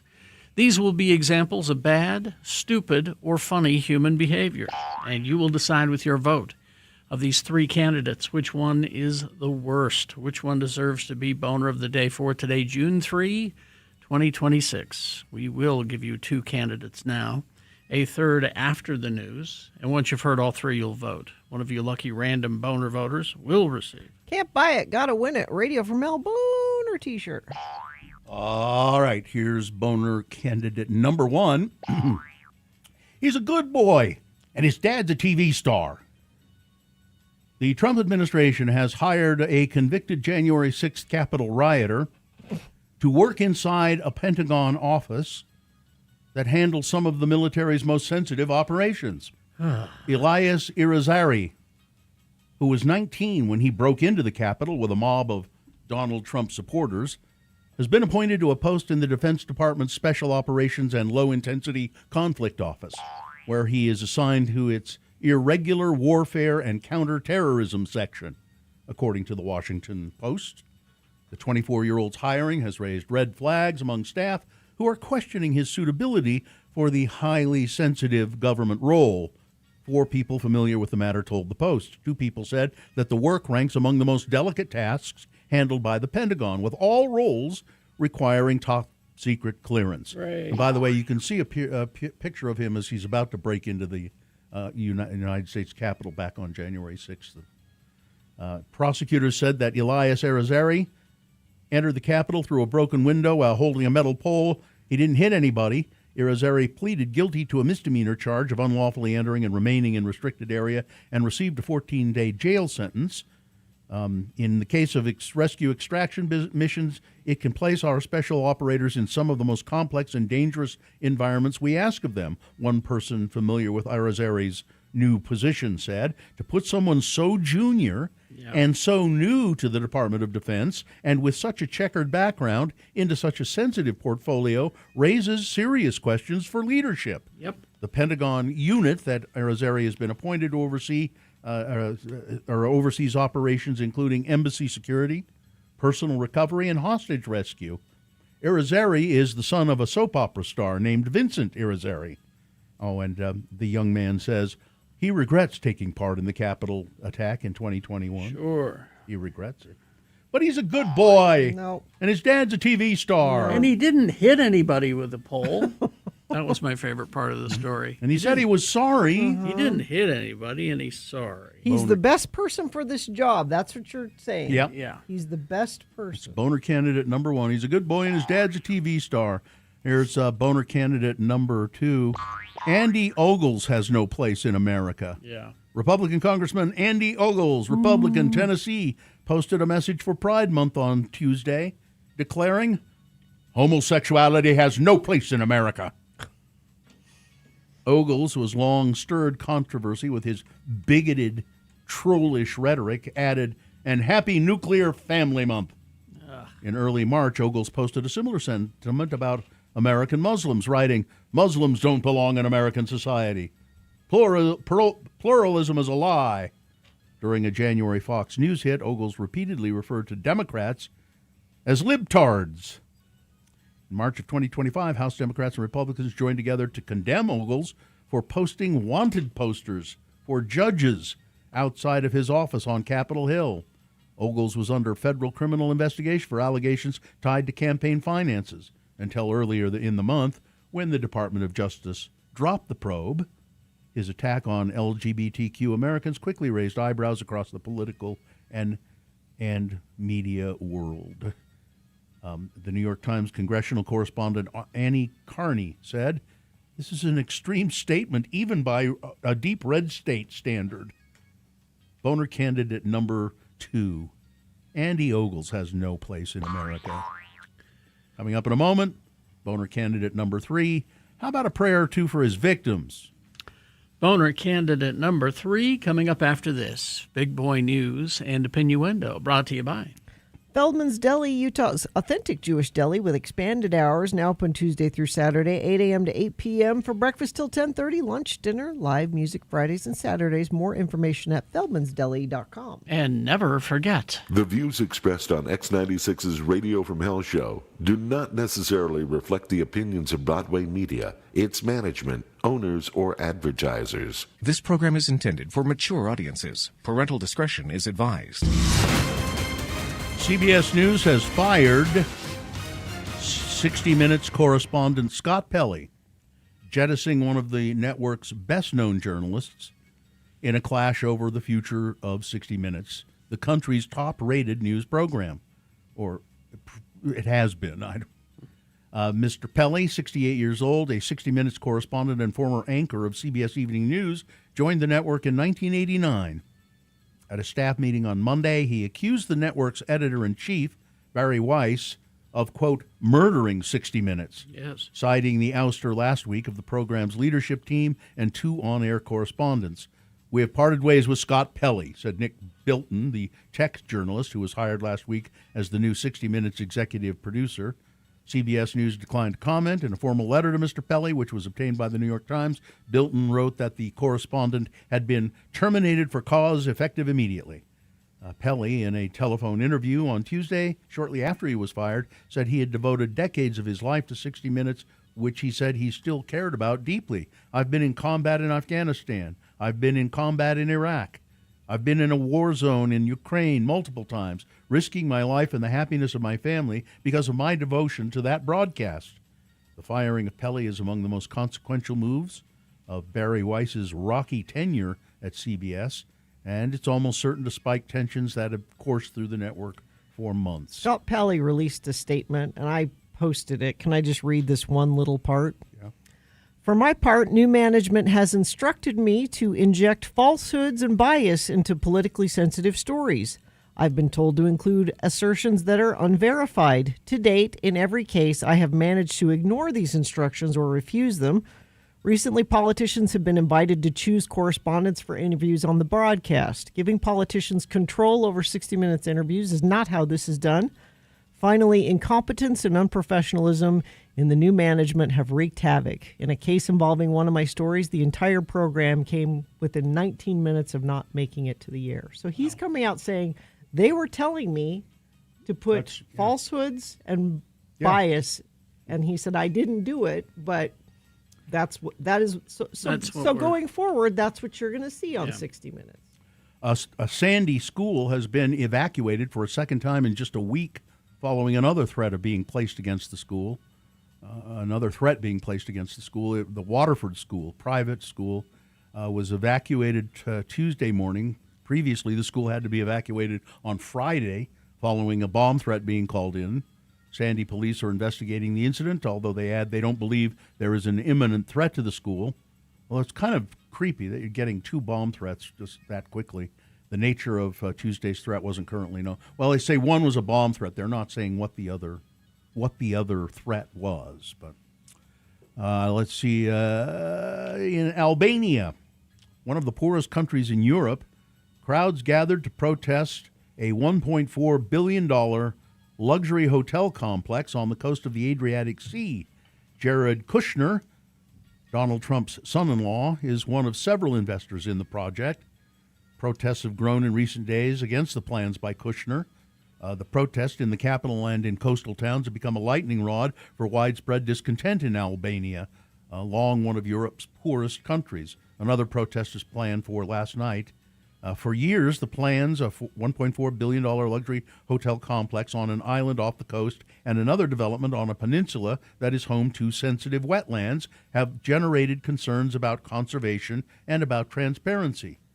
Prime Minister Edi Rama of Albania has repeatedly described the projects as a chance to expand the country's booming tourist economy and to attract foreign investors. On Tuesday, Mr. Rama said in a post that the projects represented the ambition to create the most attractive destination on this side of the Mediterranean. He has rejected suggestions by opponents of the plan that Kushner, who is one of several investors in the project, received preferential treatment to curry favor with his father-in-law, Donald Trump. Of course he did. The White House referred questions to Mr. Kushner's investment firm, Affinity Partners. See, now we have a place to escape once all the S comes down. Private Island is a good option. Donald Trump has spent much of his second term putting his personal stamp and, in many cases, his image on American institutions. Ew. And now his impulses have expanded to the celebration of America's 250th anniversary. Trump's face will be stamped on a celebratory gold coin marking the semi-quincentennial. His stern visage will peer from commemorative passports. Administration officials are pushing for a $250 bill featuring Donald Trump's face. On Trump's 80th birthday, June 14, the White House lawn will transform into a Ring for Freedom 250 UFC fight. I think it's going to be the biggest event we've ever had at the White House, Trump said recently. The pattern culminated with many performers withdrawing, of course, from the Great American State Fair, one of the anniversary's marquee events, saying they didn't realize how closely it was associated with Donald Trump. Well, the president responded by announcing he will headline the event himself. Perfect. Since he is the number one attraction anywhere in the world, I'm the man who gets much larger audiences than Elvis in his prime. Yeah, sure. And I do without a guitar. Yeah. Yeah, all those times you saw Elvis with the guitar, too. Yeah. He had a guitar? What do you mean?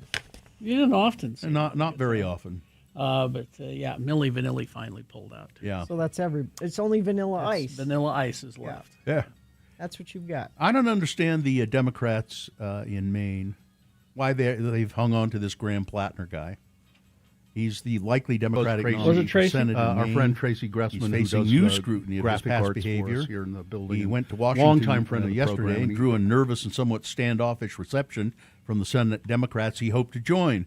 Plattner is an oyster farmer who's running against Senator Susan Collins, a 5-term Republican. He invited the entire Senate Democratic caucus for an afternoon meeting, but only about half a dozen senators were seen entering the building for the meeting. Earlier, Plattner had a 30-minute one-on-one with Chuck Schumer, and according to people who were briefed on that meeting, Schumer endorsed Plattner's primary opponent before she suspended her campaign a month ago. Speaking to reporters at the Capitol, Schumer dodged repeated questions about Plattner after reports last weekend that he had sent sexual messages to women outside of his marriage. The revelations stoked worries among some Democrats that Plattner, who has already survived several controversies, has more political baggage that may yet emerge. No, Bill, this is how you get those Republicans to switch and vote for a Democrat is if you put Yeah. somebody up that sends sexual messages outside of his marriage. That's how you get them. His wife, by the way, has been making statements about those sexual text messages he had exchanged, and she said, "Hey, being married's hard.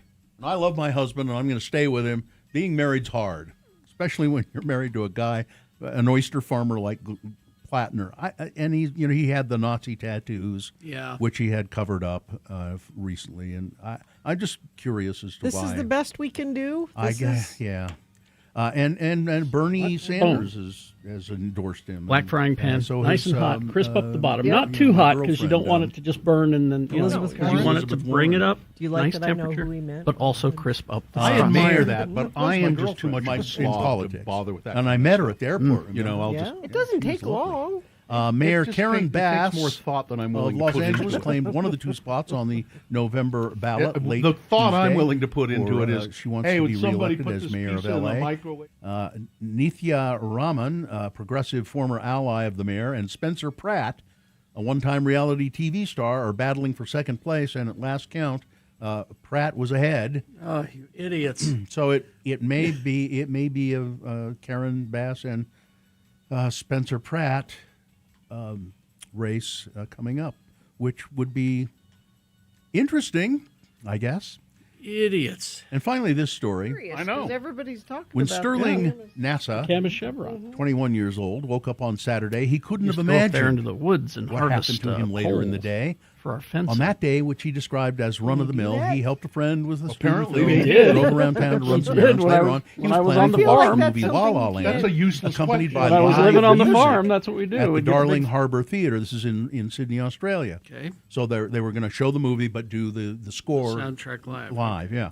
He says, I obviously, he said, by the end of the day, this was amazing. I don't know how this happened. The commotion started during an interval after the first half of La La Land, the 2016 musical that centers on a love story between an actress and a musician. The crowd was starting to realize something was amiss when the interval, or intermission, went on for longer than they expected. Then Jason Hurwitz, the Academy Award-winning composer, came out onto stage and said, "Is anybody in the audience, by chance, an amazing sight reader?" Sight reader? Yeah, music. Oh. Read music, sight reading. I said, one of our musicians, a keyboardist, has fallen ill and has had to be taken from the theater, and we need somebody to play. And so this 21-year-old kid went, I think maybe I could do it. And he did. Oh, that's cool. Yeah. He said I can sight read music, and I do play the keyboard, and so the composer said, all right, come with me. They went backstage. They gave him about a 5-minute sort of tutorial on what Wow. to do, and then he performed, and he got just rave reviews and people cheering for him. That's cool. There's a keyboard solo in it that's fairly difficult, and he said, I read it and I was but I had to kind of improvise because it's pretty difficult. Never practicing it or anything. Yeah, but he saved the Sydney La La Land concert. All right. Way to go. Weather, traffic. 63 right now, going to get up to a high of 90, mostly sunny. Overnight low 61. A little bit cooler tomorrow. We'll be back down in the 80s, but then right back up to 93 Friday, and we stay in the 90s for several days after that. Traffic, we have a crash westbound I-80 to go I-15 southbound. The exit ramp on the left is blocked. Down to Payson, crash eastbound SR 198 at milepost 5. And let me check our message stream. Katie, people are saying there's something wrong with our audio feed on our streaming. She's on it? Okay. Yeah. But you can text us things like that or traffic or anything else. 33986. The Art Garden is your summer plan. Free live music, art, lawn games, beer garden, all on Main Street every Thursday and Friday, 5 to 8. Details at downtownslc.org. Boner candidate number 3. How about a prayer or two for his victims? A Louisiana church where a Roman Catholic priest served as pastor before being recently convicted of criminal clergy sexual assault and sentenced to life in prison has been criticized by his victims and their supporters for soliciting prayers on his behalf in a parochial bulletin published after his guilty verdict. And this neglected to mention the survivors of his assault. One of the 2 women whom Anthony Odiong was convicted of assaulting in Waco, Texas, identified in court proceedings as Mary Doe, issued a statement on Tuesday encouraging St. Anthony of Padua's community in the New Orleans suburb of Luling, Louisiana, to pray for his victims too. The other of those women in Waco, given the pseudonym Jane Doe in court, said in her own statement that her honest response is sadness, not anger, that they didn't mention the victims. Pray for our pastor who's going to spend the rest of his life in prison, but no mention of maybe prayers for the victims, the people he victimized. Attorney Christy Schubert, who represents another woman who he had abused, spoke out about it and said she was profoundly disappointed that the bulletin did not publish a corresponding intention saying something at least vague like for survivors of clergy abuse. Boner candidate number 3, how about a prayer or two for his victims? All right, let's review the first 2 and vote. Boner candidate number 1, he's a good boy, and his dad's a TV star. This is a young man who was a convicted January 6th Capitol rioter. He has been hired to work in a sensitive military operations office at the Pentagon. He was 19 when he broke into the Capitol. He's 22 now? And, yep, perfect person for the job, don't you think? Boner candidate number 2, Andy Ogles has no place in America. He's the Republican congressman who said recently online for Pride Month, homosexuality has no place in America. And then Boner candidate number 3, how about a prayer or two for his victims? All right. Let's get to voting, shall we? Boner of the day, 1, 2, or 3. Remember your candidate number, the one that you think is the worst, the one that you think should be Boner of the day for today, June 3, 2026. 1, 2, or 3. Remember your candidate number. Put that number in that single digit in the message of a text, and then text that to 33986. Or you can call Katie in the producer's booth, 877-602-9696. Take your live voice vote. Or go online, x96.com. Look for the box that says Boners, June 3, 2026. Click and vote. And if you don't see that box, refresh your browser. It'll appear. Click and vote. All right, you got like 3 minutes to get your vote in, so let's go. And as soon as we award the Boner, veterinarian Dr. Josh Davis will be here to answer questions about your puppies and your kitties coming up after these. Vaxildan, our radio pup, finally has a sponsor. It's Zero Res, and this time of year brings a lot of dirt and things through your house, damaging your carpets. Vax says book your carpet cleaning appointment today. Not only do you get the 4th room free, but your animals will thank you with extra love. Go to zerores.com today. I want to know how you're feeling, Gina. Are you okay? Because you drank some caffeine. Well, so we had the donut critic on today who brought in these new caffeinated protein drinks. Well, they're chocolate milk. And they're super tasty. Yeah. Yeah. Maybe that was part of the problem. Well, now what he said is that the regular ones are caffeine equivalent to a cup of coffee. Yeah. And then there's this one that is 2 cups. I didn't have that one. You didn't have this one. I had the 1 cup, but my heart's going blah, blah, blah, blah, blah, blah, blah, blah. From that one can. Well, but see, I already had a coffee this I was morning. going to say because you stop for coffee every morning, and a Diet Coke. This is almost and gone. and So she has a Diet Coke. I had these previously. Gina, I think that was not a good move. Gina, I had a Coke Zero this morning. Uh-huh. Then I've been working on my coffee, my Mill Creek coffee here, Uh-huh. and then I drank one of these as well. finished it? These things that he brought in that are caffeinated, and you know what? I could take a nap right now. I mean, I'm fine. I'm tired all the time. That's right. That's exactly what it is. I'm just tired all the time. Tired. You poor thing. I mean, I'm kind of feeling it. I can feel it right about here. But you've Yeah. had, how much coffee have you had this morning? Well, this morning when I get up, I had, I'm not quite sure how to describe it. This stuff I put in my water that's supposed to wake me up and invigorate me. But that's caffeine, isn't it? I don't know if it has caffeine in Oh. it or not. It's got some sort of vitamins of some kind in it. Mhm. And then I have my Mill Creek coffee, Guatemalan today. Ah. And then I had this just now, Yeah. strawberry milk with caffeine. And like I said, I wasn't feeling it until a few moments ago, and now my eye started to twitch. You got a twitch? Oh, I forgot to mention. On top of all of this stuff that I've had, I take a Pro Vigil every morning. Oh yeah, which is which is like airline pilots' wake up pills. Special trucker aspirin. And you're still fine. Yeah, You're still. yeah. I could drink a pot of coffee and go to bed at night. Tired all the time. Because I'm tired all of the time. And my pants are heavy. I'm just a poor little heavy panted tired boy. Yeah, I'm sorry that it affected you that way because these are delicious. They are tasty. I know what it was. You see, I drank the vanilla flavor, Mm-hmm. and you drank the Chocolate flavor. I had strawberry. And you had strawberry. I think the vanilla flavor, even though they all have the same amount of caffeine in them, I believe, the vanilla flavor would still just be not as effective because it's vanilla. No naps for me. Do you take a nap? Yes. Of course she does. I almost never take a nap. I have to be exhausted before I'll take a nap. You stop by Beto's on the way home. You eat under the overpass. I have my systems. And then you go home and nap. Are you regular? Yes. Oh, In fact, good. I gotta go. Right, Do you ever 'cause fall? I got another thing Do you going. ever fall asleep in the car? Yes. All right. While you're driving?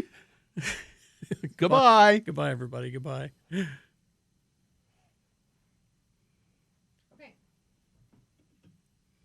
How long was that? That was 3.5 minutes.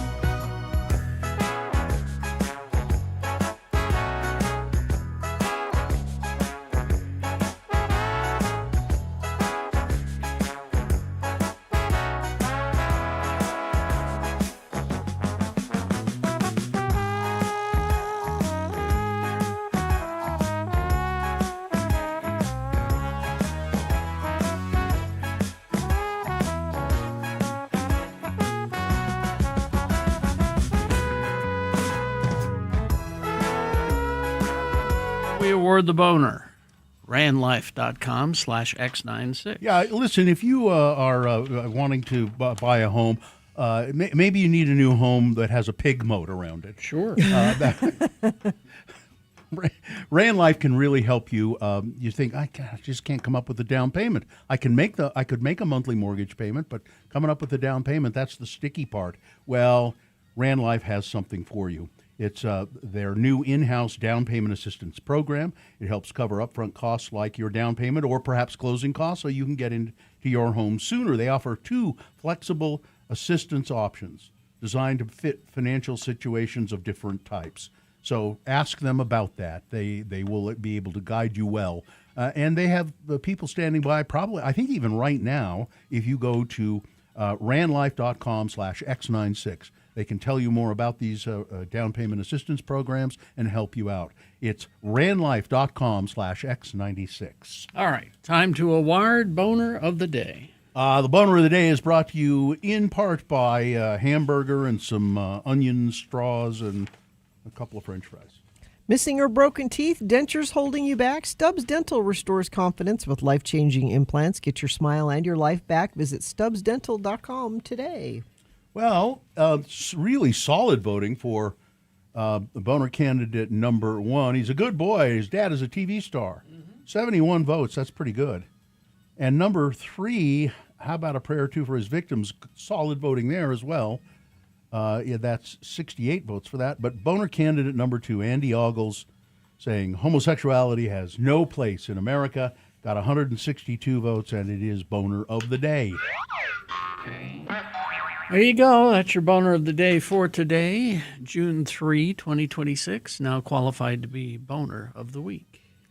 Our good friend Josh Davis with Trilogy Veterinary Clinic, brought to you by Lasting Paws Pet Memorial, offers compassionate, dignified pet cremation across Utah, honoring beloved companions with care and personalized memorials. Best reached by phone, 801-699-1212.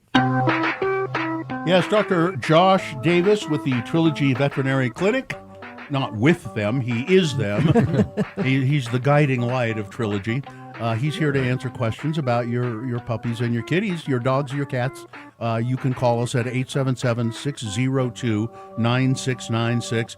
And you can text a question if you like, 33986, but it's not quite as helpful. Sometimes we have to ask a follow-up question, so call us, 877-602-9696. Is one of your pets illin? Dr. Davis can help. And you've brought in a couple more doctors, haven't you? Yeah, we've got 2 new doctors that started. One started this week and one 2 weeks ago. So yeah, we're excited, and we're doing an open house to meet them and do some goodies and stuff on Saturday from 2 to 4. So yeah, if you want to come meet them, come say hi. I just told Dr. Davis when he walked in, I'm like, you have made me so paranoid about foxtails. Every time I come home from a walk, I'm like making the dog lay on her back and check paws. And it's made me paranoid too. Every time I go home, I have my wife check me for foxtails. Yeah, you should for sure. I think being paranoid about them is definitely a good thing, because we're every day having to sedate a dog to pull him out of its feet, pull him out of its ears and eyes and things like that. So yeah, just do your best to avoid them. They're terrible. Let's see. I have a black lab named Vanellope. Okay. I also have 2 Chihuahua mixes. The black lab thinks that she's their size. Why is that? That's kind of funny. I mean, dogs are dogs, the size of them. Yeah. They've got their quirks based on size, but they are dogs at the end of the day. And labs, they just love to play. That's I believe it. Well, my Chihuahua mix goes to a groomer that specializes in giant schnauzers. And so she used to think that she was that big. Yep. So. I mean, you'll see Great Danes sitting in people's laps, and it's just hilarious sometimes. Yep. All right, let's go to Joel. Hey, Joel, where are you calling from? My car. Okay. My car. Okay. What's your question? You got a dog or a cat? What is it? It's a cat. Roommate's cat. What's the cat's Moved name? in. Pikachu. Okay. All right. What's the question? Yeah.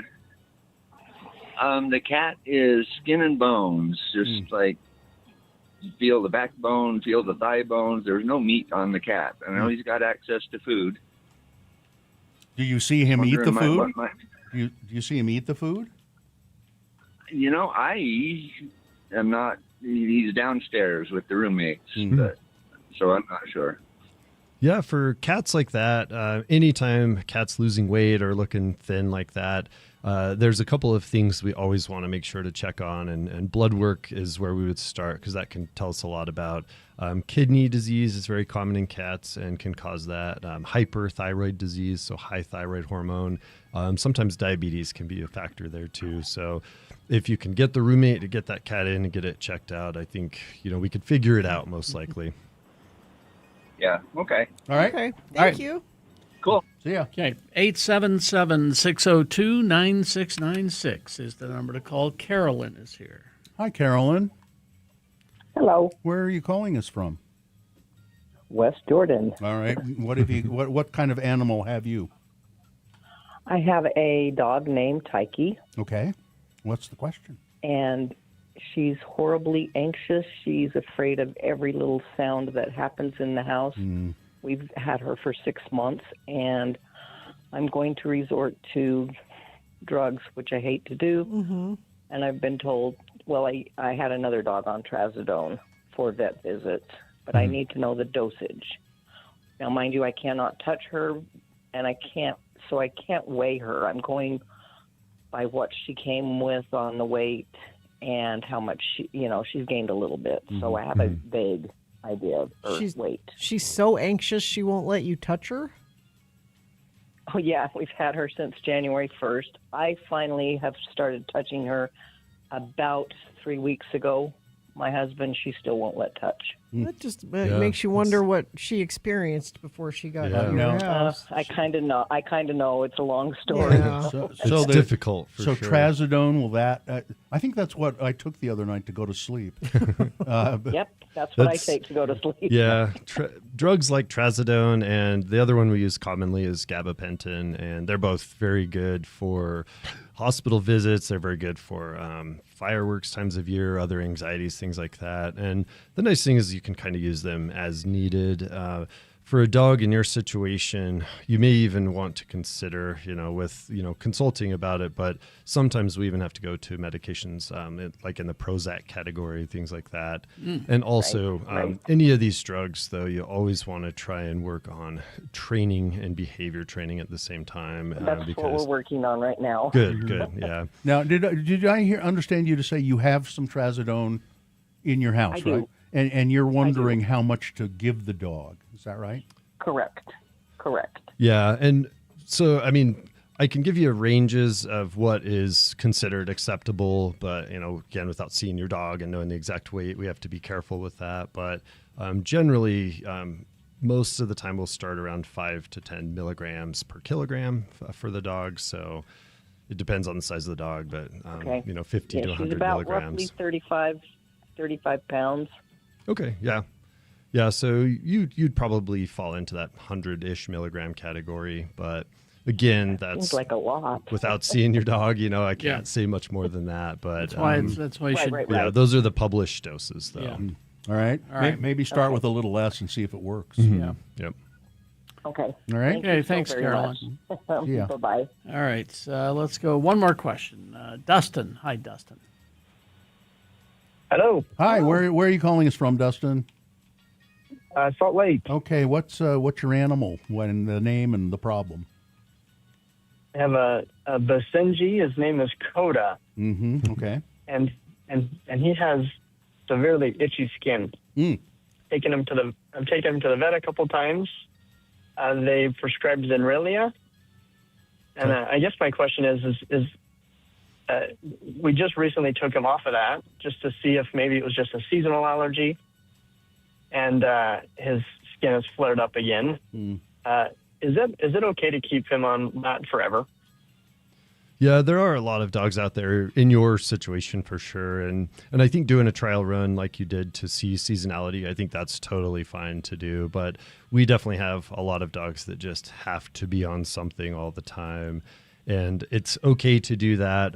Side effects tend to be pretty minimal for most of the drugs in those classes, the Apoquels and Zenrelias and things like that. So, and some dogs over time, we can even get them to every other day dosing in some cases. So you can kind of minimize that while still controlling them. So yeah, if you need to do it, you need to do it. And also never hurts to do good like medicated bathing periodically to keep stuff down on their skin. Fish oil supplements daily can be helpful for some dogs too. So, all right, Dustin, there you go. Thanks. Thank you very much. Yeah. So we're going to take a break. We'll be back after these. More questions for Dr. Josh Davis, veterinarian. A friend of the program texted in and said, traffic alert, collector from I-80 westbound to I-15 southbound and 201 westbound in the Spaghetti Bowl is blocked. Thank you, Infinity member, for that. We also have a crash southbound I-15 just north of Legacy Parkway Interchange in Davis County. And whatever you're seeing, please text us and let us know, 33986. All right, KXRK Provo. More questions for veterinarian Dr. Josh Davis. 877-602-9696 is the preferred method. But if you must, text your questions to 33986. Salt Lake Film Society. See movies that see you on the big screen. If we're going to the movies, where we like to go is the Broadway for lots of different reasons. I am a member of the Red Carpet Club, which means I'm super fancy. It also means I get access to all kinds of special events, special notices, special pricing on things, and you can all join the Red Carpet Club. Some things they've got going on right now. Summer Showdown. How far would you go to escape? 2 stories of women who will go as far as it takes to get out. Gone Girl, which is a fantastic movie. Yes. And The Handmaiden, Friday and Saturday night. Get your tickets now for that Summer Showdown. Also, don't miss out on the restored version of Trainspotting with a crazy cast led by Ewan McGregor. You probably haven't seen that for a while. And or the maybe- worst toilet in Scotland. Maybe you've never seen it. That opens on Sunday, June 7th. And it's not just special things like this. They also play first-run movies, and tickets are now on sale for Christopher Nolan's Odyssey on 35mm. Opens July 17th. The show times and tickets are all available at slfstix.org.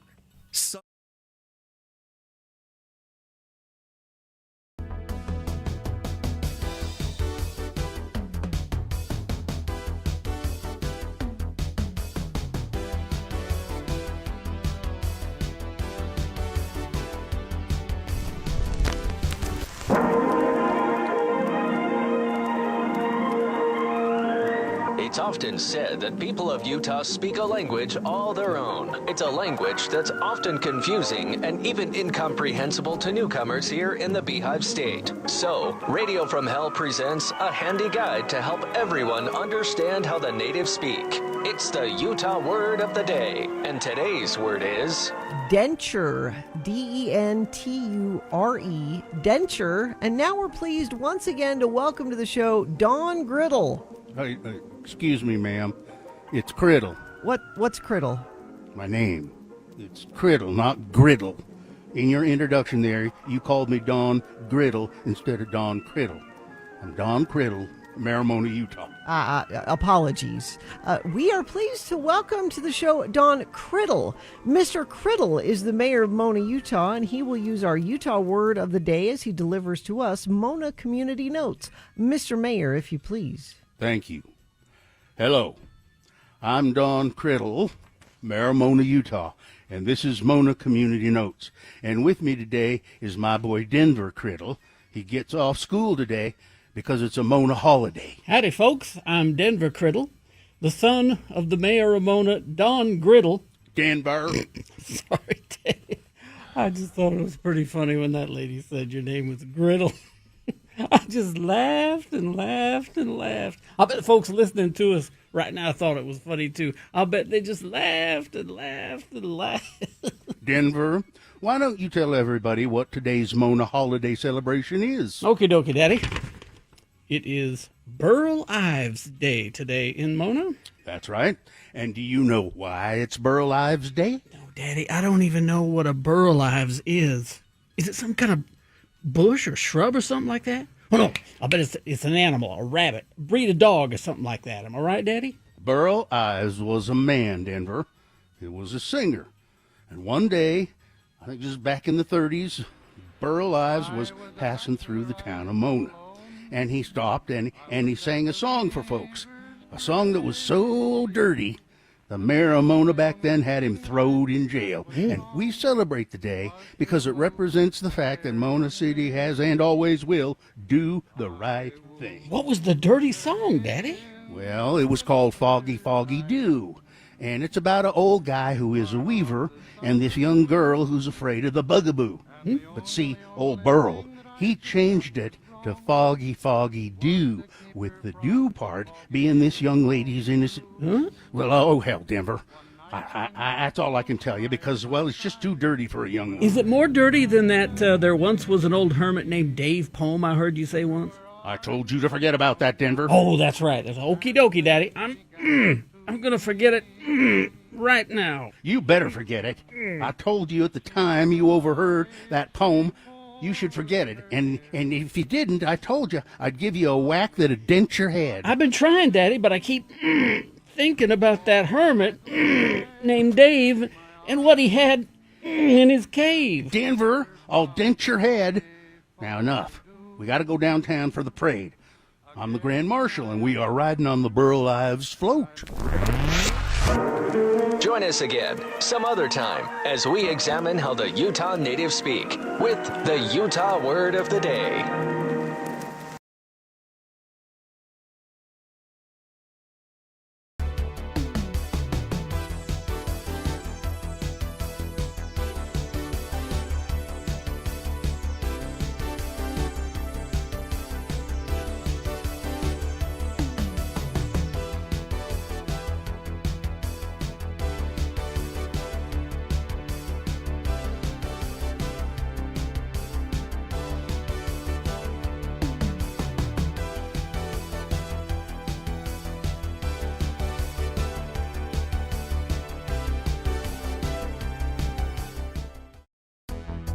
Like Alfalfa did from Perry, texted in.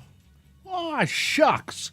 In Perry. From Perry. I haven't seen Alfalfa in years. Well, you need to go to Perry. I used to go up there all the time. We're going to continue with our veterinary friend Josh Davis. Brought to you by Lasting Paws Pet Memorial, offers compassionate, dignified pet cremation across Utah, honoring beloved companions with care and personalized memorials. Best reached by phone, 801-699-1212. Dr. Josh Davis, Trilogy Veterinary Clinic. He's here in the studio to answer questions about your puppies and kitties, mainly dogs and cats. What, you got a problem? Call us, 877-602-9696. And you can also text 33986, but we do prefer the phone calls. All right, this is Lana. Hi, Lana. Hi, how are you? Great. You? Good. Where are you Doing calling? well, thank Good. you. Where are you calling from? I'm calling from Ogden, Okay. and I have a pound dog named Bodie. Bodie. Who is, yes, Mm-hmm. he is a senior dog, Mm-hmm. and he has recently, probably in the last 6 months, started losing a significant amount of weight to the point where I can see his bones, even in his head. Mm. So I'm wondering, I kind of looked into it, of something maybe called wasting syndrome. Is this something that I can help him with? I've started literally feeding him anything and everything he wants. Mm-hmm. He gets every table scrap, and that has helped, but is there something for him that we can do? Well, the hard part for you is we have to figure out what the actual problem is, because dogs can have kind of that wasting syndrome for many, many different reasons, and that's where doing some diagnostic work, that's the best way to know which direction to go, because could he have kidney disease? Could he have diabetes? Could he have other problems? Even older dogs, we always have to have cancer on the list as possible things too.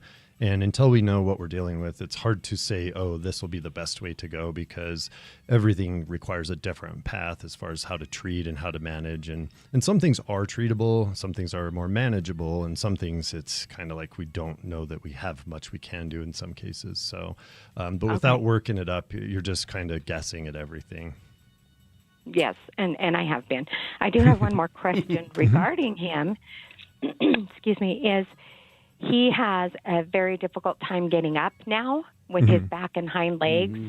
And I see, these waffle ads and for this and that supplements, which I do give him some glucosamine supplements, but is there something that can be prescribed that will help him for that? Yeah, you're most likely dealing with osteoarthritis, and there are great tools that we have to use for that. But again, those things we have to give in light of what their other problems are to pick the right thing, so we don't make issues worse. So yes, very likely we could find something, but we need to know what's going on first. Okay. Okay, I will plan on that. I appreciate your help. Thank you, Lana. Thank you, Lana. Bye. Thank you. 877-602-9696. You see how easy it is? You just call in and ask a question. Here's a text. I have a 12-year-old Maine Coon cat with matted fur. What's the best way to take care of his fur clumps, even if he keeps rolling in the dirt? Is it going to traumatize him to take him to a vet? I mean, I think all cats on some level get traumatized going to the vet, but it's not a bad thing and not a reason not to do it. And because clumps can be for a lot of different reasons. So Obesity can be a problem. They just physically can't reach the clumps to clean them up. Some cats can have oral disease, and so it's hard for them to groom because their mouth hurts them. And then some cats, depending on their lifestyle, Maine Coons have super long, flowy hair, and so it is easier to mat if you're not regularly brushing them out and keeping things cleaned up that way. Sometimes they just need a little bit of help too. And even old cats with arthritis, they have a hard time grooming sometimes because it's just hard to get there. So, a lot of factors, and it's worth getting checked out. So take them in. Yep. All right. Lisa is here. Hello, Lisa, where are you calling from? Bountiful? You sure? I think she is. Bountiful? Well, yeah.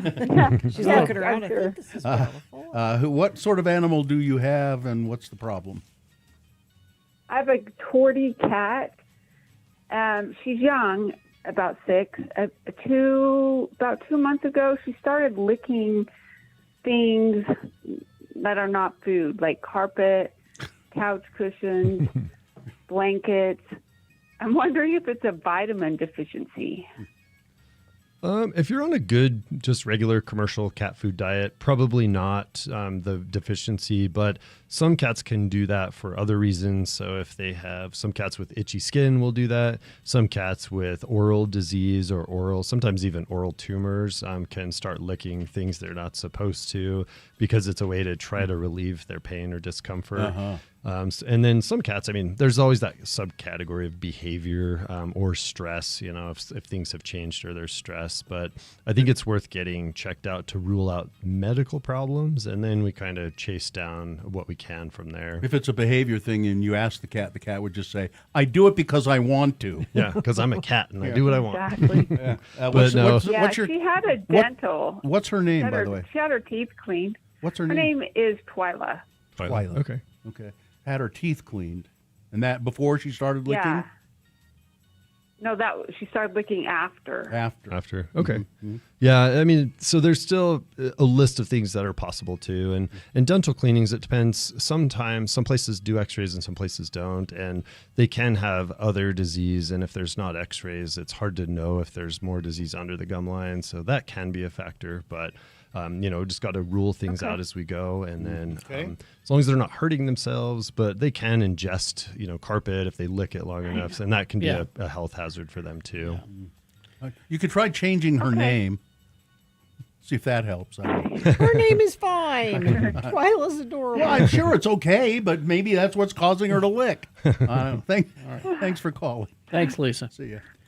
I have put up a balcony garden, and my cats, 2 cats, really love being out there. Do I need to get them a flea medication to be on the balcony garden or anything like that? It's on the 3rd floor.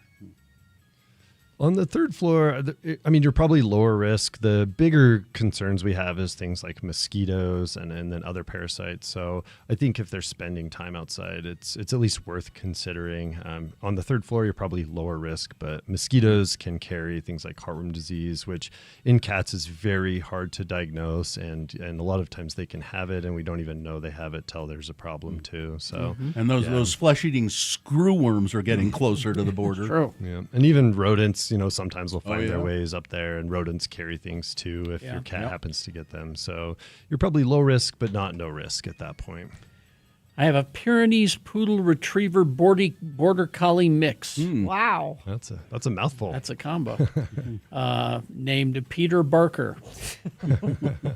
When grooming, does cutting whiskers hurt? I don't think you're supposed to cut the whiskers, are you? Yeah, ideally we want to leave those alone. Yeah. Cutting them doesn't necessarily hurt unless they're being pulled on, but where the whiskers grow from, the little buds under the skin, those are very sensitive because whiskers, they're for kind of that tactile type of thing. So for dogs and cats, I would try to leave them alone as much as possible. Cat whiskers are kind of, they're really sensitive, aren't they? They're very sensitive. They're like feelers or something. And they can move them around. Cats especially can move them around. That's kind of how they feel around. But dogs, I think, use them less than cats do, but they still use them. So, My dog's name is Shasta. She caught a rat the other day and killed it. Was there anything I should be concerned with getting a rat and watch for I am making an appointment to come see you to get her updated with her rabies and vaccines. Oh, good. Yeah. The only other thing we would probably want to do is just get on parasite control if we're not on that yet, because rats can carry certain things. And so dogs, I think, should always be on regular deworming anyway and parasite control. Mm-hmm. All right. Let's see. I wish I could use my whiskers like a cat. Yeah, wouldn't that be convenient? Yeah, that'd be nice. Are yours sensitive, Bill? Can you feel things? I know. No. No, my whiskers are dead as a doornail. My little Shih Tzu, Dashiki, is older. She has Cushing's / swollen liver disease. No. Yep. She's being treated with Trilostane. I've tried numerous meds. Best food for digestion. Any additional meds that may help? So asking about food and meds that could help with this situation. Yeah, for Cushing's especially. So it sounds like we're on the right medication. That's usually the drug of choice for that. And those kind of dogs, when they're not well managed, or even if they are, they have an easier time gaining weight. That's one of the big things. So I think being on a good quality, kind of a low fat diet isn't a bad thing. And that'll help with the liver a little bit too. And then just doing your best to control weight, getting regular exercise, and just stick the course with the meds. They do work. They do their job. All right. There we go. All right, it's Dr. Josh Davis.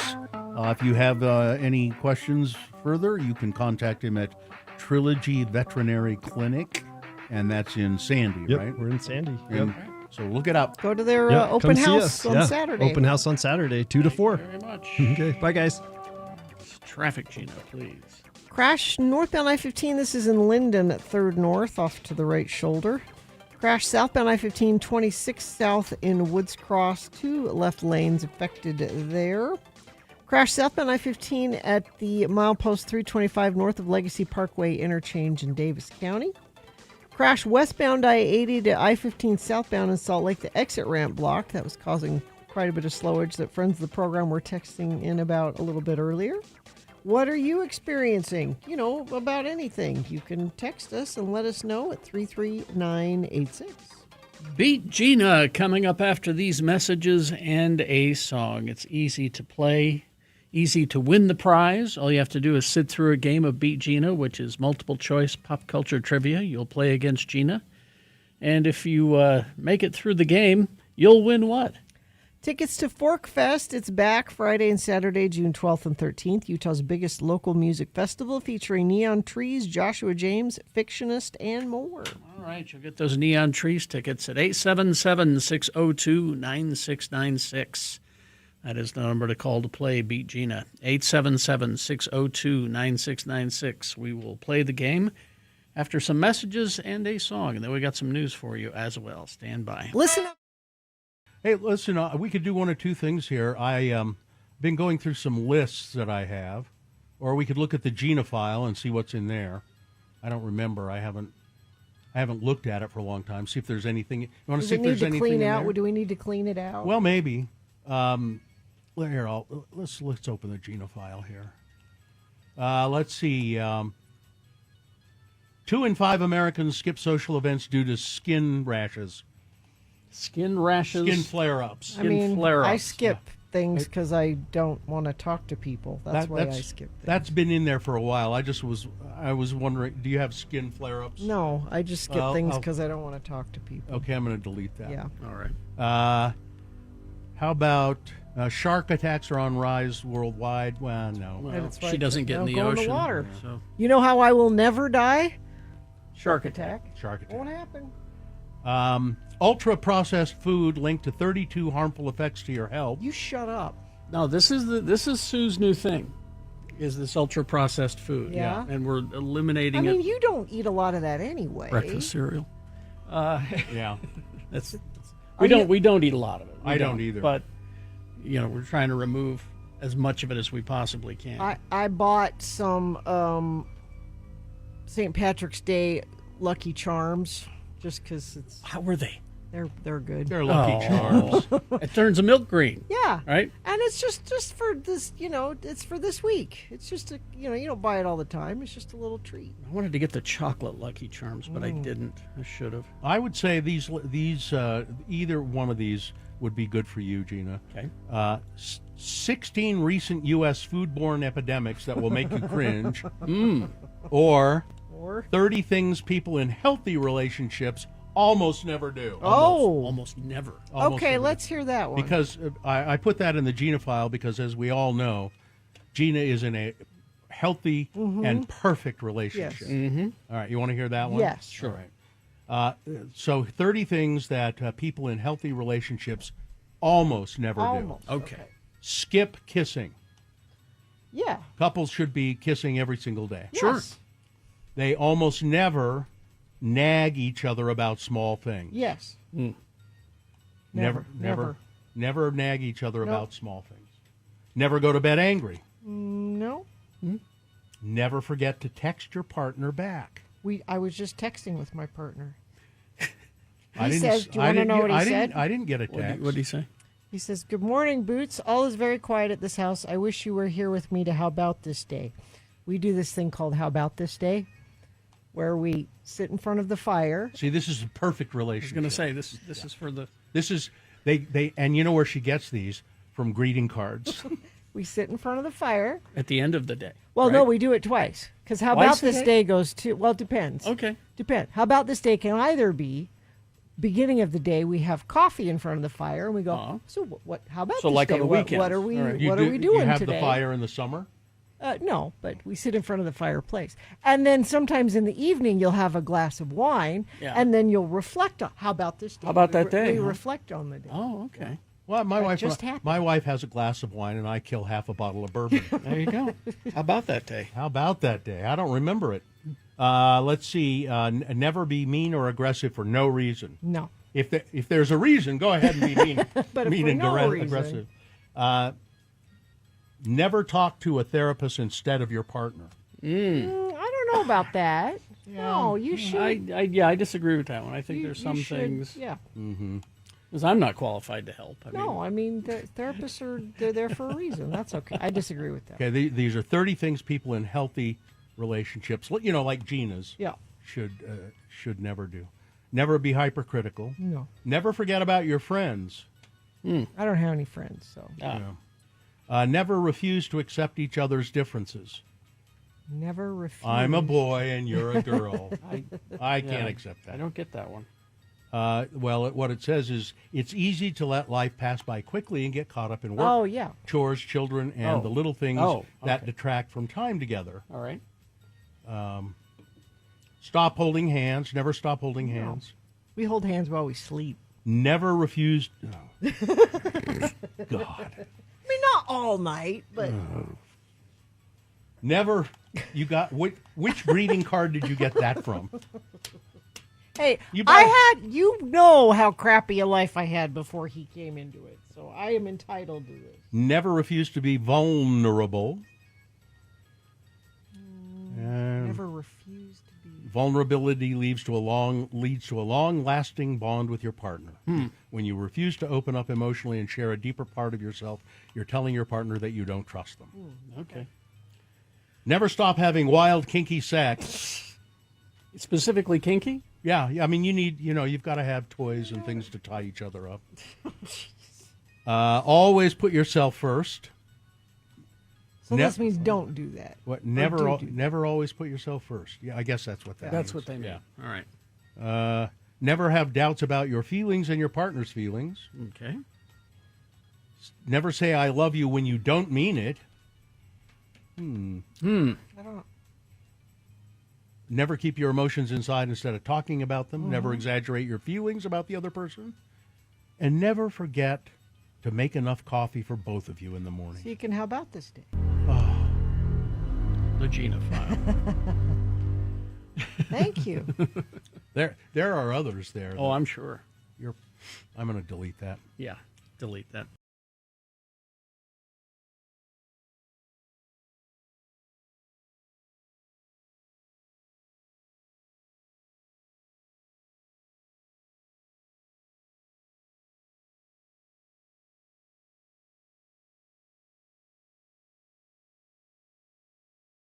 I'm BGN announcer Johnny Ola.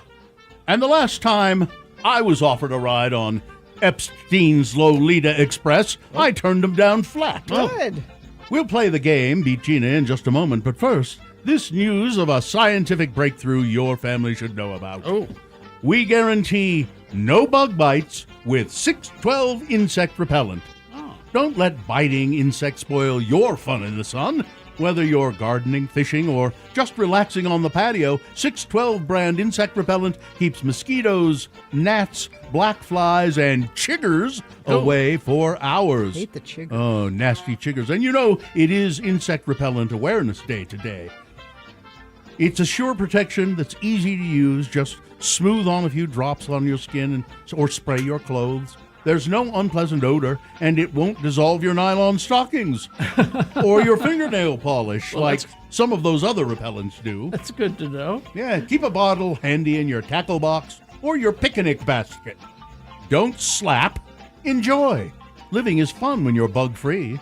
Get a bottle of 612 at your local druggist. You know, the one on the old highway just west of town. Oh.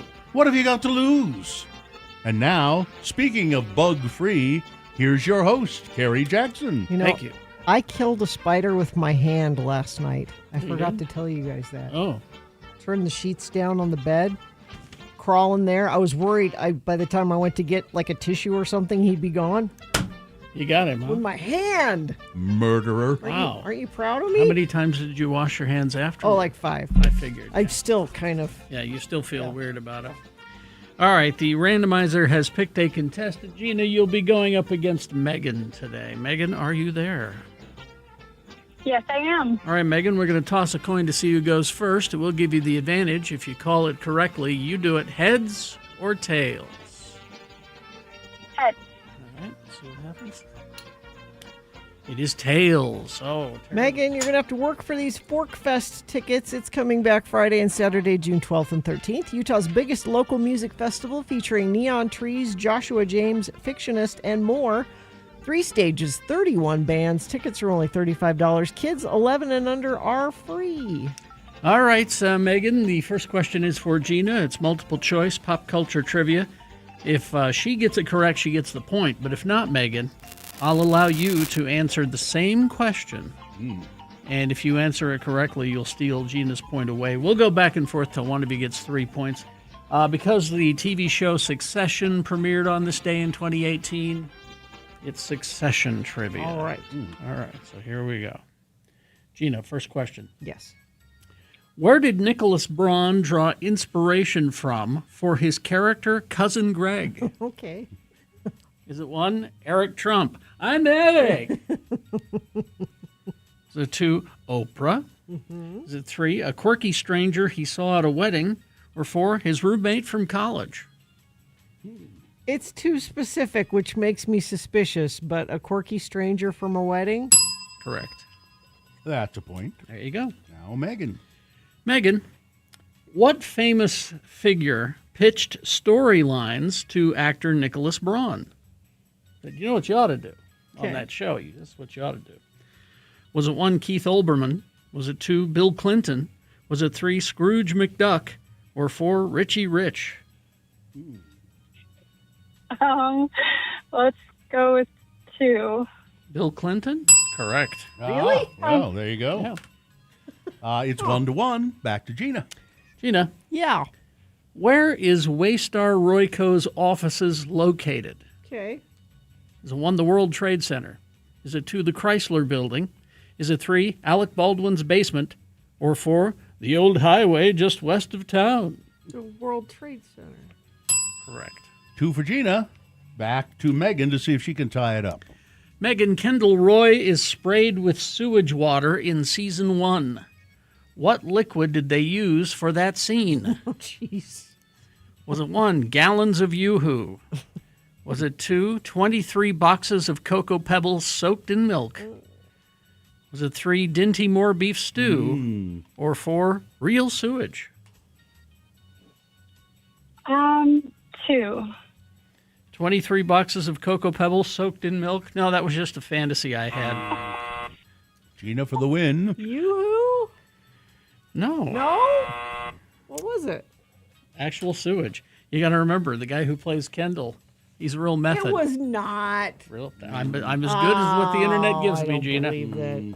Okay. Well, it's 2 for Gina, 1 for Megan, but Gina controls the question, so it may be so long, Megan. Gina. Yes.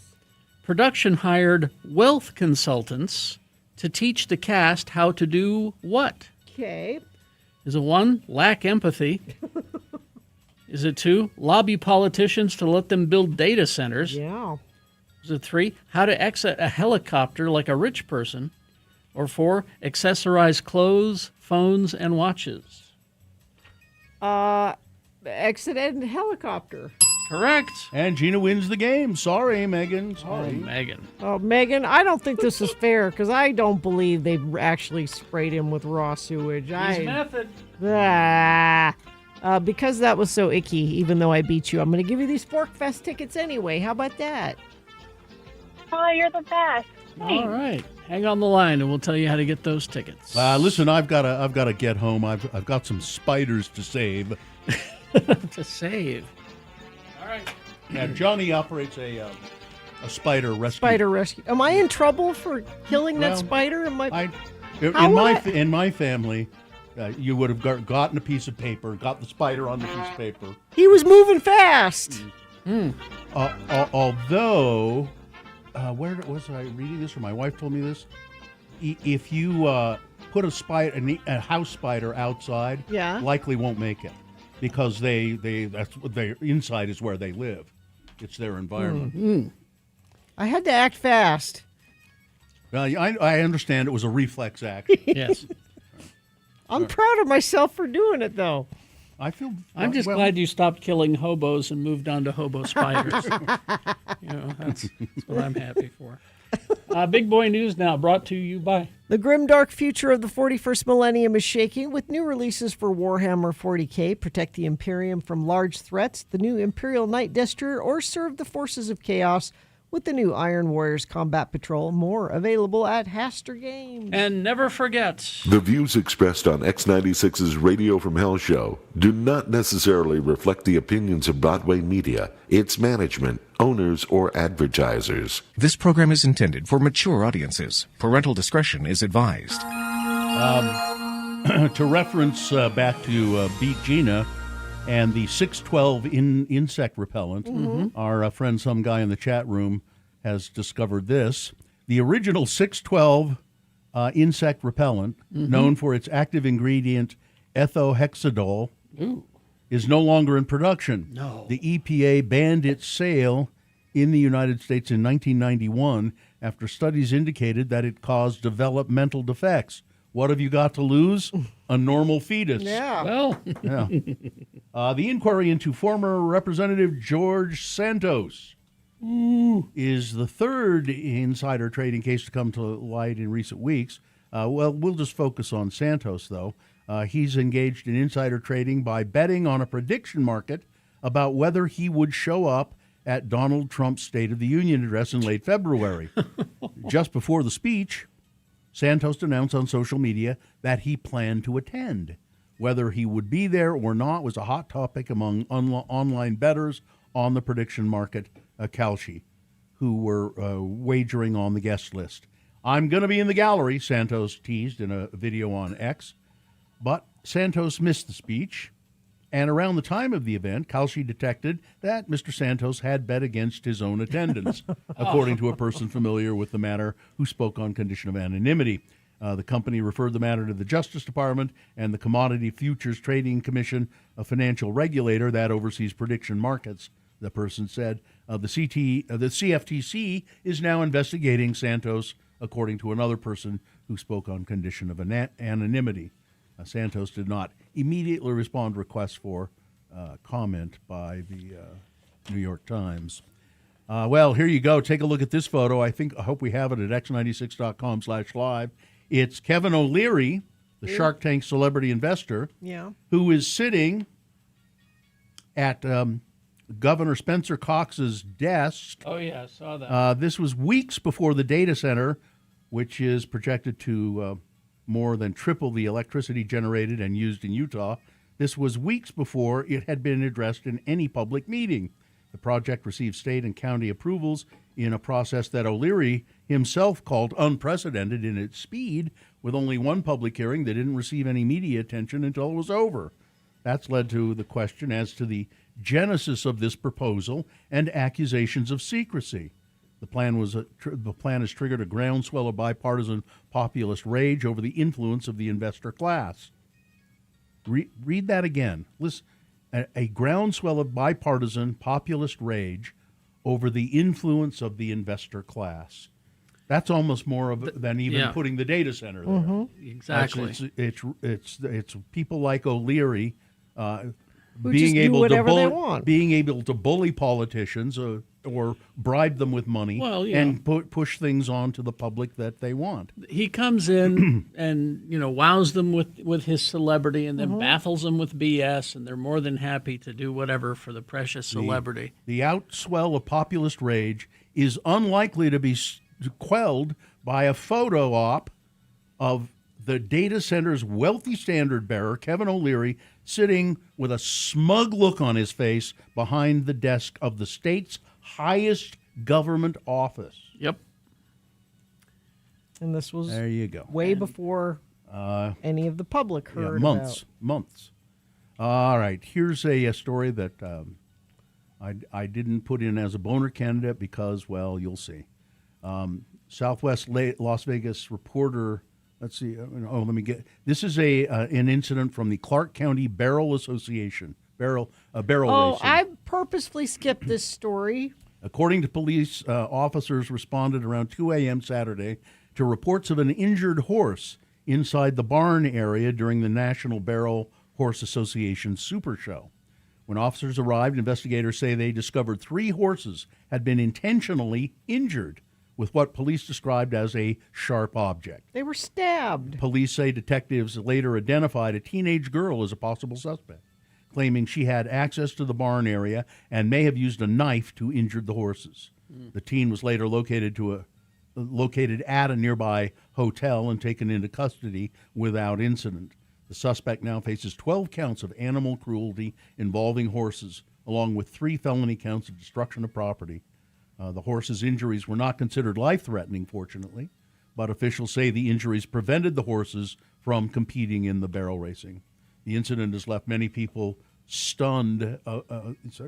Some people say, my initial thought, one person said, my initial thought, because I do know the young woman, I was in pure shock and disbelief.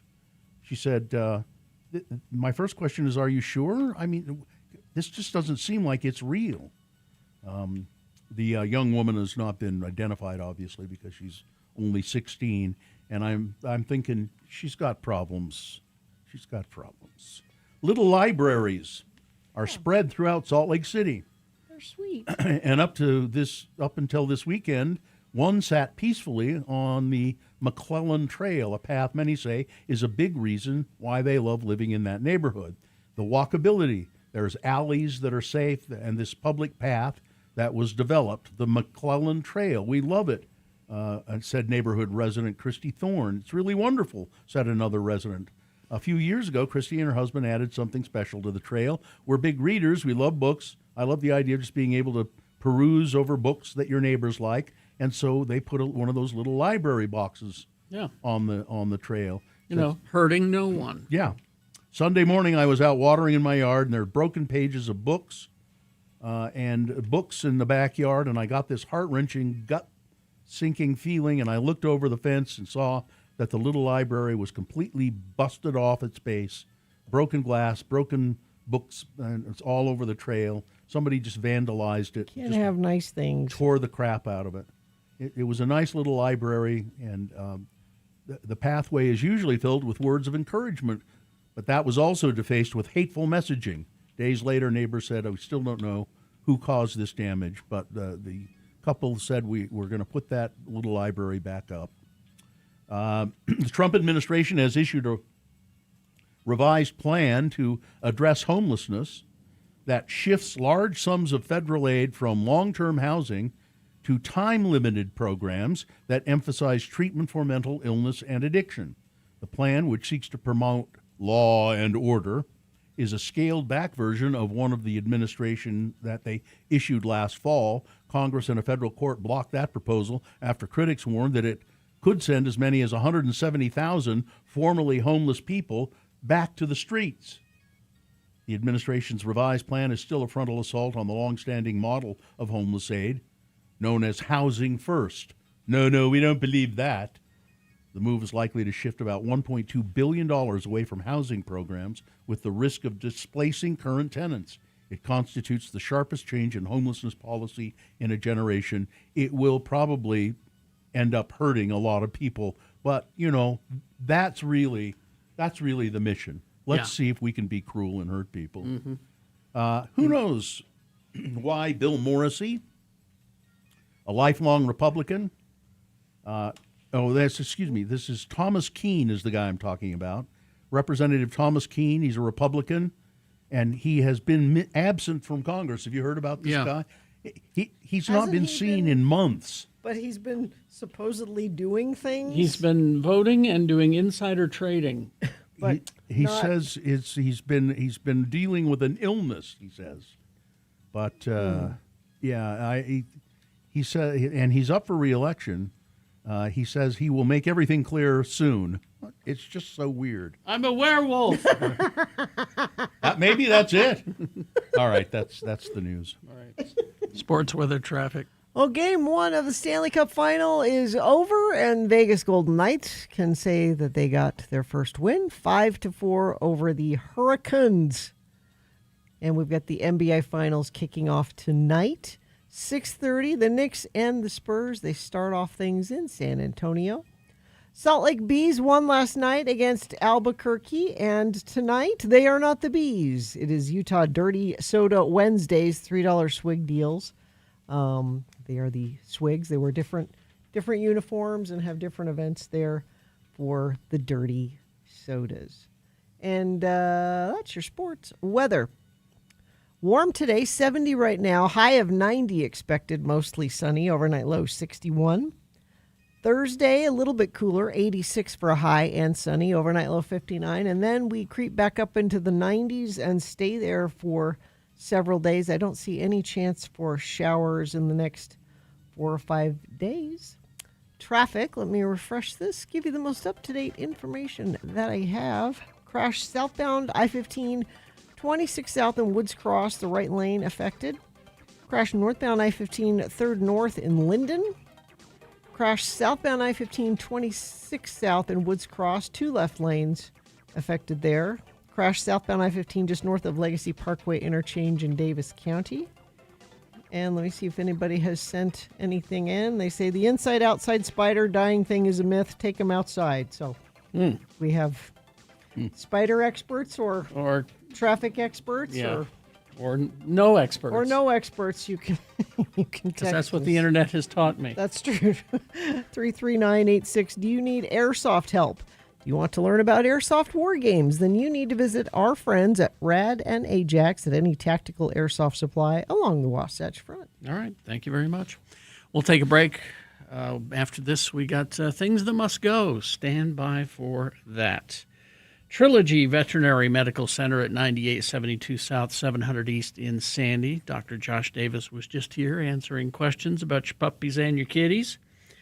We all love our pets, and whether your pet needs just a routine checkup or urgent care, you can trust Dr. Josh Davis and his team at Trilogy Veterinary Medical Center in Sandy. They offer compassionate, comprehensive veterinary care.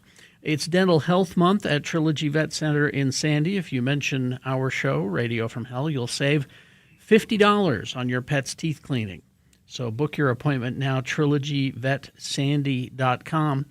And they got a big party happening this weekend. They have 2 new doctors joining their team.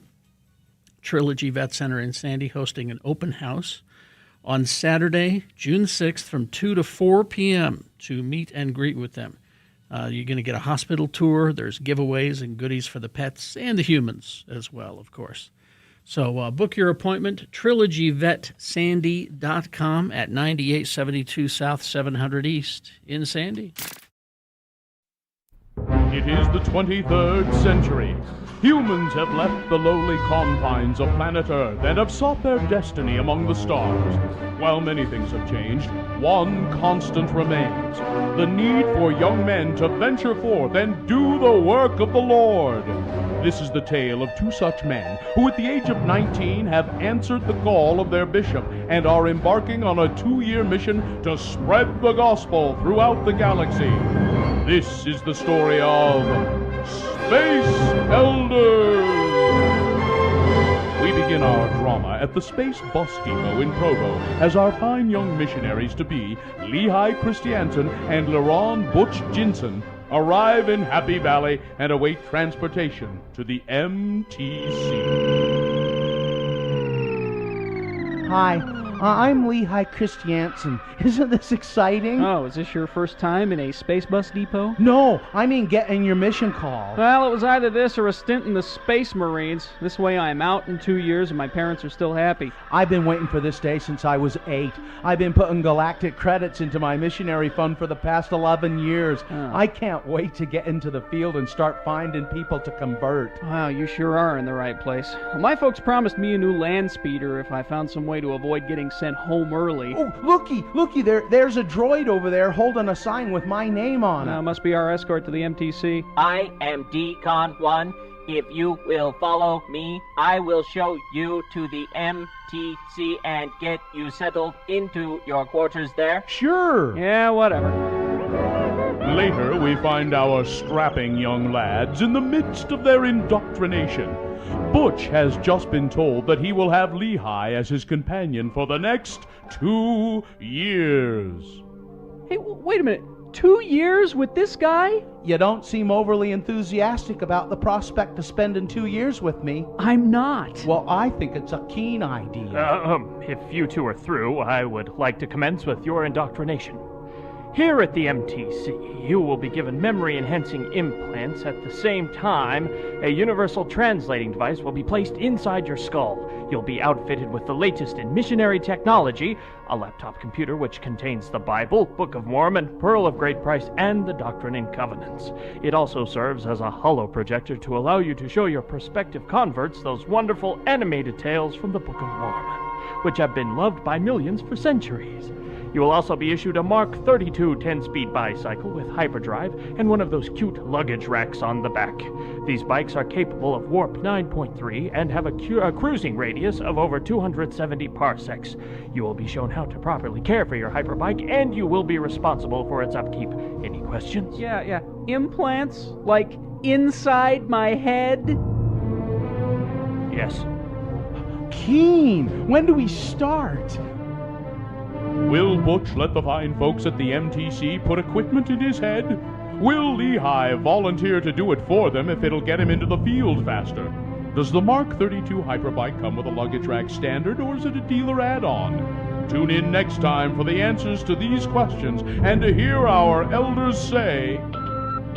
What you doing, Butch? I'm reprogramming my name badge so that instead of Elder LaRon Jensen, it reads Butch. I think the manual prohibits tampering with the MTC issue equipment. I'm sure it does. Hey, you want to help me put some fender flares on my bike? On our next kidney-wrenching episode of Space Elders.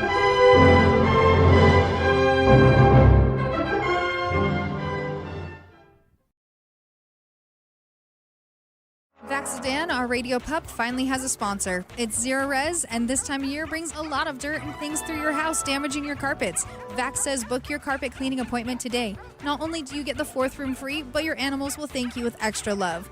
Go to zerores.com today. Things that must go on the radio from Hell Show. These are things that are bugging you, really, really bugging you. And you want to get them out of your life. You want them to go away. And so you say, as a last resort, perhaps, you will write your things that must go in an email and send it to us, radiofromhell@x96.com. Put must go in the subject line. And if we read yours on the air, maybe it'll just make you feel a little better, because people will go, I know what you mean. And sometimes we are told these things magically do disappear from your lives if we read them live on the air. So... let's start with Carrie today, shall we? Okay. Let's see. This one from Jay and Crackho the dog. Crackho the dog. Yeah. All right. Let's see. Things that must go. A few IQ points from my dog and cat must go. They're too smart for their own good. I'd like to add their IQ points to mine. The slowage and hurt that comes with age. Why does it take so much longer to do everything? This giant garbage bag of self-pity. Sure, I've been through stuff, a lot of stuff, but haven't we all? I need to be less selfish, feel less sorry for myself. Where can I dump this garbage bag off? You're welcome for my listening. While I'm forever appreciative that I get to listen, thank you for that. Sounds pitiful.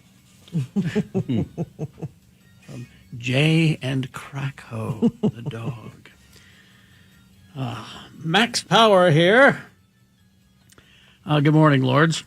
My son is the one that is usually in trouble normally. When I told my wife the kiddo was in trouble, she starts questioning him. He said, I didn't do anything. The wife looked at me, and I said, oh, no, it's the daughter that's in trouble. My wife then said to the son, sorry, honey, force of habit. Max, I blame you for not being specific. Don't say the kiddo. Yeah. My oldest daughter, 16, is dating. I actually like her boyfriend, but man, is he dumb as a box of rocks. He comes barging into the house, sees my daughter, and says, I thought I'd find you here where you live. And lastly, my father losing his dentures in the toilet. His dentures messed up our toilet. You know what that means? It's time for a new toilet. Max Power. This one from Dan. You know, you have a busy day coming up tomorrow and sleeping well and suddenly getting woke up by the smoke detector due to low battery warning. Always in the middle of the night, always. I'm up 18 hours and know the warning will not go off during the day. It's true. Let's see, must go. When an appetizer plate is served to the table and one person immediately begins to season the entire appetizer with salt, pepper, or something else, instead of letting each person serve him or herself and season it as they like. Yes. I have never encountered that. Me either. If I did, I would never dine with you again. That's exactly what I would say. And this one from Dean. Hi, my name is Dean. I am 8. My mom is letting me use her email. Here is my list of things that must go. All right, Dean. 1, time limit for playing video games. Okay. 2, shoelaces that aren't flat, so they're hard to tie and come undone. It's true. They do come undone faster, the not flat ones. And finally, things that must go. Gumbo. Gumbo? Yay, an gumbo, Dean? An 8-year-old has encountered gumbo. 8-year-old Dean does not like gumbo. Okay. All right. All right. I'll go next. I have one of my own that must go. It's having to take my life in my hands every morning I come to work. Having to try to pull out of my driveway when there are, in the dark and there are cars. This happens in the daytime too, but every morning I'm not sure whether I can see a car coming or not because there are cars parked on the curb. Yep. And then there is one person a half a block down, a quarter of a block down, who parks a car in the driveway, and that blocks my view as well. And they shouldn't be parking in the driveway because they should have off-street parking. It's illegal. And I take my life in my hands every morning when I pull out onto the street. I hate it. Let's see. This one says, good morning, Lords, and happy birthday, Gina. Here's a list of things that must go. People that put advertisements along walking trails. Ooh. Now, I think that this person means, like handwritten signs and things like that. Yeah. As if we aren't inundated enough by freeway billboards. Can't we just go for a walk without more ads? When you have a mouthful of food and suddenly the urge to sneeze happens, that never ends well. No. Knowing the names of so many cabinet members. These are supposed to be boring bureaucrats making boring decisions that rarely make the news. In a normal administration, I want to know who the Secretary of State is, who the Secretary of Defense is, and nobody else. Exactly. Stay care, Austin. This one says, good morning, Lords. 2 items this week must go. Number 1, lotion boogers. Huh? No matter how often I use the pump-style lotion bottle, there's always a dried bit of lotion that comes out. It's gross. And somehow a garbage is never nearby when I have one sitting in my hands. And what am I supposed to do with this? And a subcategory of this issue is when the booger blocks most of the pump, causing a wild and unknown trajectory of lotion or soap. And number 2, the second one is stubborn to be removed from my life. So I'm asking it to go away once more. Rancid nuts. All right. Please and thank you. Please and thank you, Maria. All right, Maria. Rancid nuts. And finally, this one. Hello. It's been a while. Please say my name as much as you want. When I'm watching Yellowstone or Tulsa King on Paramount Plus, and I have to sit through commercials every 5 or 10 minutes, is beyond lame. Hey, Paramount, I know it may be an old-fashioned concept, but if you're making me pay monthly for your streaming service, I don't want to see a single ad interrupting my shows. You know that? I mean, screw them. I'm canceling my subscription. Thanks for letting me listen. Kirk from Orem. And the way they cut the commercials in is not at a natural part of the show. No. It's like right in the middle of a scene, and they'll throw a commercial in. Yep. Gina? Let's see. People that don't turn on their headlights early in the morning when it's still dark, how do you not notice it? It's dangerous. Thanks, Devin. Hello, Lords. Thanks for letting me listen. What must go is people who sit in their cars outside of stores with them turned on for an extended amount of time. I witnessed 2 this week, one outside for an entire hour. The other was at least 30 minutes. The environment can't take it. Let's make this go. Let's see. I knew this would happen, just like it happens everywhere you see these morons. Irresponsible a-holes who don't pick up their dog's poop have ruined it for the rest of us again. Now it's illegal for dogs to be on the campus of any Granite School District at all times. I have had this thing that must go also. I have a school that has a great fenced yard that I like to take my dogs in, and I inevitably see poop there, and I'm like, you are going to ruin it for the rest of us being able to come here. Thanks a lot, losers. That's from Suzanne. Vanessa says, zoology teacher Vanessa says, things that must go. Struggling all school year to wake up at 30 in the morning to get ready for work. And now that I'm on summer break, my brain clicks on at 6 a.m. It's wrong and bad, and I'm still tired. Number 2, getting very sweet emails from students over the weekend thanking me for being awesome and supportive. But that one email I can't seem to not focus on is the one from a student asking me to put a grade in for a missing assignment. School ended last week. Grading was done on Thursday. Finally, this from Tony. Things that must go. Our nation's military not getting their mail in a timely manner due to the unnecessary war with Iran. Yep. Thank you. Things that must go on the radio. From Hell Show. Traffic, please. Crash south on I-15, 140th south in Farmington. Right shoulder affected there. Crash south on I-15, 26 south in Woods Cross. Right lane blocked. Crash northbound I-15, 3rd north in Linden. And let's see. This one was about an hour ago, but it might be causing an issue still. Crash southbound I-15 just north of the Legacy Parkway interchange in Davis County. That's traffic. All right. Thank you very much. KXRK Provo. We're going to take a break. We'll be back after these messages and a song. And, we'll have that for you coming up. It's the Boner Recap game. Easy to play. All you have to do is tell us who won the Boner this morning. If you were listening, you know. If you weren't listening, you could guess, but why take that chance? Cheat. Go to x96.com. Look for the box that says Boners June 3, 2026. Click on there. Your answer is presented to you. Call us and tell us what that is, and you will win. Tickets to Imaginaria or Imaginaria? Probably Area. Area. Imaginaria at Thanksgiving Point. All right. Thank you very much. Okay, so you're going to get those tickets to Imaginaria. All you have to do is sit through a game of the Boner Recap game. 877-602-9696 is the number to call to play that game. All right, we're going to take a break, play a song, and we'll be back and ready to play. Zero Res.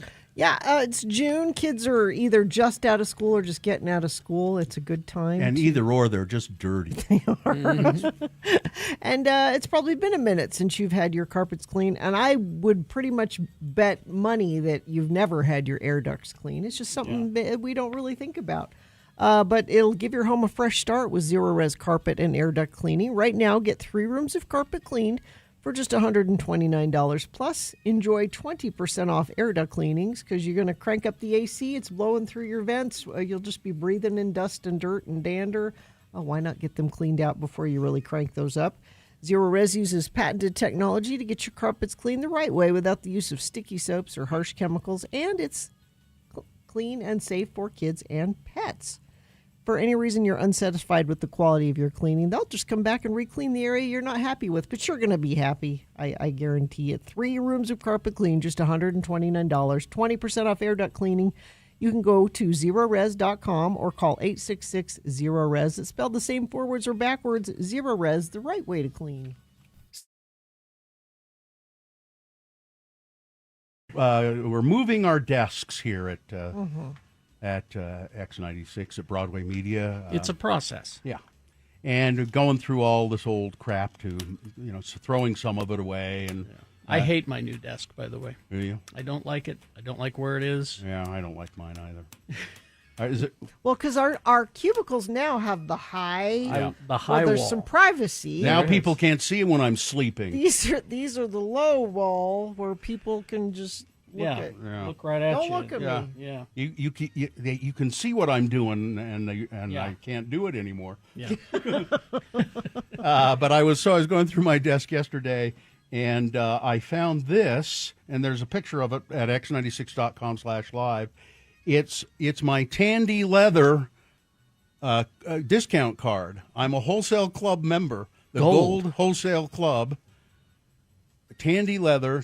Now, temporary card. Yeah, it's only good for 2 days. I know that. I can't figure out what the hell this is.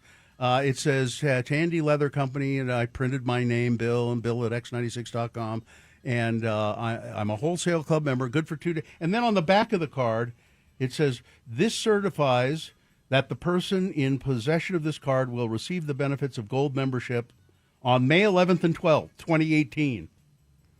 Do you purchase a lot of things at Tandy Leather? I don't. First of all, I didn't know that Tandy Leather was still in existence. It's 2018. Is it still in existence? I just looked it up. Yeah, okay. There's a store at on State Street, 1107 South State Street. It's, if you think about it, you've seen it, you pass it, but I thought it was closed. And then there's another one in Salt Lake. There's one in Riverdale and one in Orem. And so I'm searching my mind. Why did I go into a Tandy Leather store? Were you making a wallet? Well, I looked. I don't have any moccasins. I don't have a wallet that I made. You kept this for some reason. Oh, they're having a 50% off sale this weekend for St. Patrick's Day. Are they now?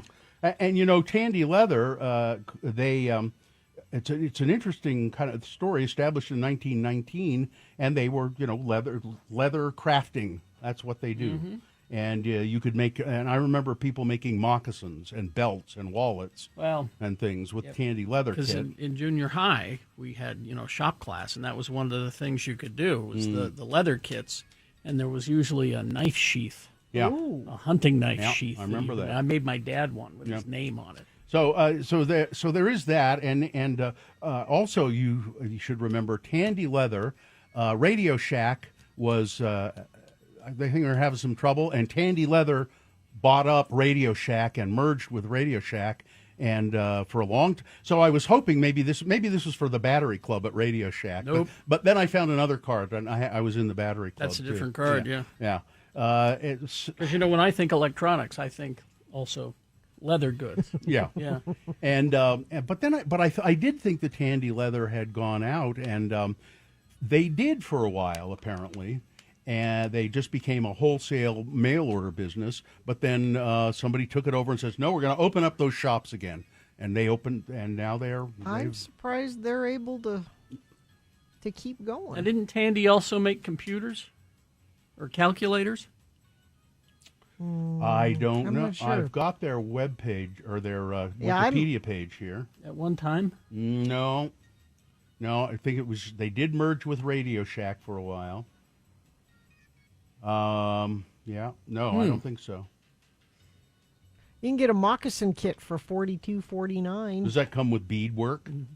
No, that's extra. Tandy computers were a thing. It's probably just not the same company. Oh, Radio Shack sold Tandy computers. Oh, the Tandy Corporation. Oh, yeah. Yeah. Mhm. Yeah, so okay. they did. So, yeah. Yeah, Because I remember I had a calculator that said Tandy on it. And I always laughed because I went to the leather company, made my calculator. But it's just weird that I hung on to this. Why do I have this still? And, but I think I know what I did. I think I bought something to make make something out of leather for my son, I think, for Christmas. That sounds right. I think that must be what it was. Did you make him a utility belt? I'm looking at all the kits you can buy. Or I got, maybe it was that because I don't make stuff very well. A hatchet sheath? Maybe I got him some stuff to make something for his mother. Maybe that was it. 2018 was a long time ago. Speaking of moving offices, my work just moved us 1/2 a mile away, and we have to walk our lab samples between buildings. Oh, that sounds dangerous. On top of that, we now have the short walls as well. It makes me feel like someone is waiting for me to be off task. You know, not to have a meeting on the air. Oh, okay. But let's do. Those other cubicles we used to be in, over on the other side, They are dedicated. They're all empty. They won't be for long. But someone was saying maybe they're not coming there. You know, Mexican radio's coming there. Spanish radio. Why can't they take the short cubicles? I don't we have seniority? Don't we have seniority? We have seniority. Why don't we get to pick? Right? Gina, we have never been the masters of our own fate. But the captains of our souls. We have never been.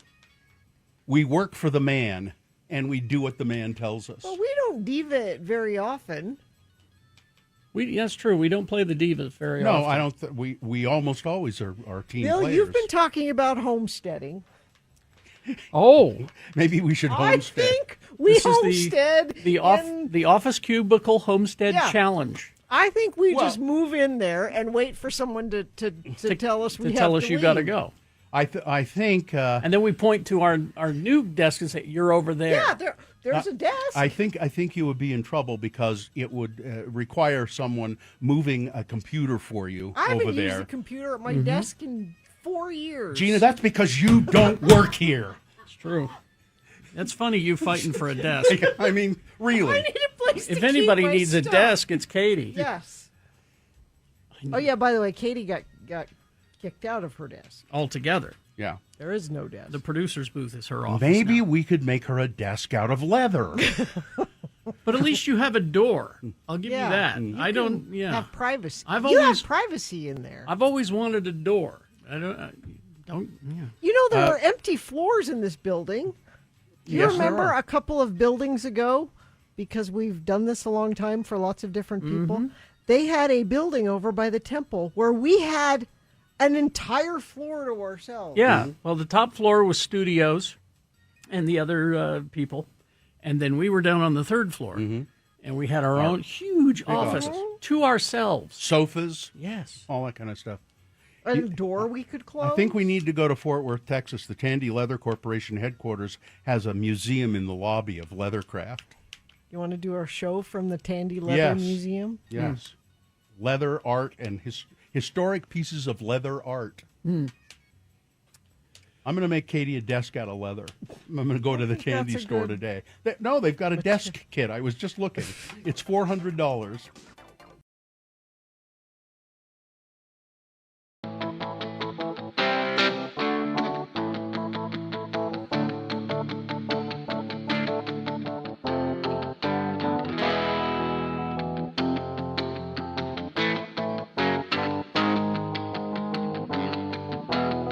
Buckwheat in Harriman is your own personal buckwheat in Harriman. Harriman. Harry man. Harriman. Harriman. Harriman is. It's out there. Is it? It must be That named way. for someone. Didn't your dad used to live in Harriman? He did. Rose Canyon. In Rose Canyon. I Yes. remember that. That was a long time ago. It was. He never invited me over. Would you have gone? You bet. In a New York second. Well, it's too late now. I know. Well, He's I know. not here anymore. I know he's gone. I know. But his memory lives on, Gina. Yes. It lives on in all of our hearts. Yes. I drive past his little plaque on Guardsman Way every day. And Don't call it his little plaque. Little salute. It's not his little plaque. I mean, it's a good-sized plaque. It's a memorial, memorial that you and your siblings paid for and had established there by the on Guardsman. We'll never have anything like that. No, no. I don't. I mean, we wanted to have a dinner in our honor, and we're getting that. Yeah, but we had to, we had to push for it. Nobody just came and said, "Hey, would you like a dinner?" No, nobody ever just offers a dinner. No, you never just get offered a dinner. No, I do, and then of course I've always wanted that gold Rolex. Yeah, I don't think we're getting that. No. Yeah, not getting that. No. But it's been a good life. It's been okay. I mean, in the long run, you have to say. We've made a considerable amount of money for people. Yeah, yes. And that's all that matters. Yes, we have. We have made the money that we have made for other people. That's right. That's what they measure you by. Exactly. How much money did you make for me today? Let's do the Boner recap, shall we? Is there somebody there? Deanna. Hi, Deanna. Hi. What's going on? Hello. What's going on with you today? Oh, not much. I'm a teacher, and today is my third day of summer vacation. Wow. What do you teach? You should still be in bed. Yeah, I haven't adjusted yet. What do you teach, Deanna? I teach 5th and 6th grade humanities. Oh my, that's Thanks a for handful. doing it. That's a handful. You have to be. Yeah, I'm sure you have. How long have you done that, by the way? I'm pretty new. This will be my third year teaching next year. Third year. So you haven't had. Yeah. I mean, you've come in after certain changes had to be made to humanities curriculums. Yeah. I think. Yes, probably. Yeah. So you didn't have to go through that agony of what I can't teach what I'm not supposed to talk about what. And let's turn to a happier subject, shall we, Deanna? You're going to win a prize here, which is a good thing. What is that prize, Gina? It is tickets to Imaginaria this summer at Thanksgiving Point. The 50-acre Ashton Gardens comes alive with immersive play zones, hands-on discovery, interactive creativity, and larger-than-life artistic installations. You can learn more at thanksgivingpoint.org. That sounds like a pretty good place to go, doesn't it? Yeah, it does. All right. All I'll read these. Excited. Okay, I'll read these boner candidates, and you tell me which one was the winner, and that's you'll be on your way to the Imaginarium. Boner candidate number 1, he's a good boy, and his dad's a TV star. The Trump administration has hired a convicted January 6th Capitol rioter to work inside of a Pentagon office that handles some of the military's most sensitive operations. He was 19 when he broke into the Capitol with a mob of Donald Trump supporters. Now he's been appointed to a post in the Defense Department's Special Operations and Low-Intensity Conflict Office. Oh, he's a good boy. Oh, and his dad's a soap opera star on TV. Boner candidate number 2, Andy Ogles has no place in America. The Republican congressman, in honor of Pride Month, posted, homosexuality has no place in America. Yeah, that's number 2. And boner candidate number 3, well, how about a prayer or two for some of his victims? This is a Louisiana church soliciting prayers for a pastor convicted of sexual assault, sent to prison, but not once mentioning that perhaps we ought to summon up some prayers for his victims as well. Boner candidate number 3. Who was the winner, Deanna? Well, they're all horrible, but number 1. I think you said number 2, I believe, didn't you? It's a little more horrible. I said number 1. No, my headphone. Really did say Number 2. 2. There you go. That's what. Yeah. Yeah, that's what you said. I thought I heard my headphone glitch a little. I knew you said number 2. That's the It one I went knew. bassy all of a sudden. Yeah. It was weird. I thought I heard number one, but then it was. No, I realized you had said number two. Yeah. Andy Ogles has no place in America. Yes, he was the winner, and you are a winner now, Deanna, as well. Thanks for playing the game. Yay. Thank you. Hang on the line. Katie will get you that information. All right. Well, she sounded like she would be a bright and happy teacher. Yeah. Well, let's take a break. We'll be back after some messages with some big boy news and opinionuendo. Also, it's our concert and community calendar coming up today. Stand by for that. All right, let's see. Now we're talking. This is how you get your stress out, get your peace back. TracyAviary.org, 589 East, 1300 South. It's the southwest corner of Liberty Park. Of course, all of us locals know that. We've been there. But if you're new to town, go and check it out. One of the most magical times to visit Tracy Aviary. You can watch how owls, hawks, parrots soar right over your head during the daily Ambassador bird demonstration. Step inside the lorikeet exhibit where colorful parrots will land on your arm while you feed them. The South American Pavilion for roaming bird encounters. You might come face to face with a toucan. Also daily pelican feedings. You can explore the treasures of the rainforest indoor exhibit, see birds from around the world, and learn how the aviary is helping to protect endangered species and their habitats. More than 300 birds representing 100 species from around the world. So go to TracyAviary.org or just head on down the southwest corner of Liberty Park, 589 East, 1300 South for Tracy Aviary. Missed a more.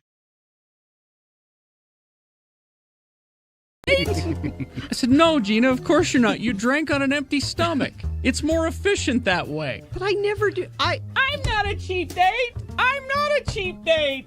I never do that. I surprised myself how drunk I was on so little alcohol. Now, the other thing she left out was when she was sober. When we were walking to Trader Vic's, that long walk that she talked about, there's a very long hallway to get there. Yeah. So now she's plastered, and we're heading back to the room. And she stops at the entrance to this long hallway, kind of teeters a bit, steadies herself with her elbow up against the wall of the hallway. Good Lord. And you remember says, this? Yeah. And says, man, that's a long hallway. I had to work up the courage to walk down it. Well, apparently your bar manager, Mr. Ben Chung at Trader Vic's at the Beverly Hilton, Mr. Ben Chung being the bar That's manager. who waited on us. Was it really? It was Ben. He's famous. He's he apparently mixed you a fine drink. Yes, he did. Ben Chung. He's famous. He cared. He made my Mai Tai with love. He Ben did. Chung did. I saw him add the love. Because I went there later and had someone else mix me another Mai Tai, and it wasn't as good. Wasn't Ben. Ben's the guy. Well, you should have taken it up with the general manager, Mr. Chai Rohana. Also a good man. Yeah. I saw him. I saw the name Chai on his name There tag, you and go. I CHAI. chuckled because I was like, I love to drink chai. Yeah. I wonder if he uses that. He's the Anyway, general manager. So I get her to her elevator because she was in a different wing of the hotel than we were. Get her to her I elevator. don't remember this part at all. She took my hand as if she was going to kiss it. You're making this. I'm not making this up. And said, thank you so much, Carrie Jackson. Thank you. Good Lord. I'm not making that And part. and given that, you put her on an elevator by herself? I thought she'd be okay. I'll bet she slept in the hall outside of her room for a good 2 hours. I made it back and watched Dances with Wolves. So yeah, the for a second- while. So the second night, I got her drunk out at the El Torito Grill, and she got in the car, and after she made me take her to Cheesecake Factory to get a slice of cheesecake to go, Well, we were Right. on our way. We were there. she says, I'm going to get this, I'm going to eat it on the way home, she said. Well, she laid down in the back of the car and fell asleep. I didn't eat it. And then didn't eat the cheesecake because it had been out too long. Yeah. Third night, You said I snored. yeah, you did. It was so. She has a cute little snore. It's funny. And then the third was I got her drunk on good margaritas at Tortilla Joe's in downtown Disney, and made her walk around Disneyland drunk. 3 nights in a row. You're still only, hungover, aren't you? Not only do I never do that, I certainly have never done it 3 nights in a row. Wouldn't you like to do it again now that you've done it? I can be Drinky McWeather all the time. You know, you can do that at home every night if you want. No, that's just sad is what that is. Why? I do it. You call it sad, I call it fun. Yeah, but you're not alone. I call it relaxing. You're not alone. It's sad when you drink alone. You have a son? Yeah. Honey, go get Mommy a drink. Go get Mommy a Mai Tai out of the fridge. One of the cans of Trader Vic's. I'm going to teach you how to make the perfect margarita.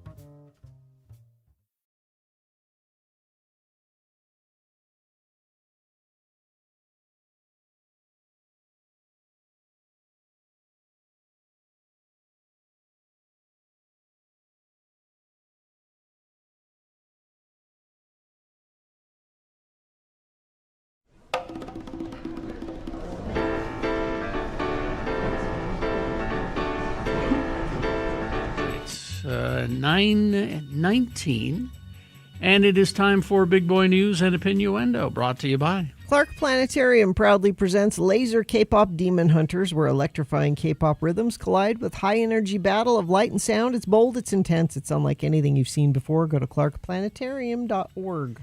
All right, and never forget. The views expressed on X96's Radio from Hell show do not necessarily reflect the opinions of Broadway Media, its management, owners, or advertisers. This program is intended for mature audiences. Parental discretion is advised.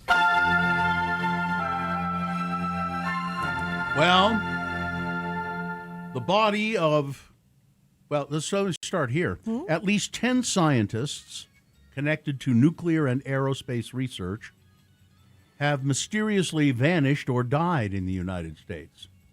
The body of a missing nuclear researcher has been found nearly a year after she vanished, and U.S. officials launched a probe into this spate of scientists' disappearances.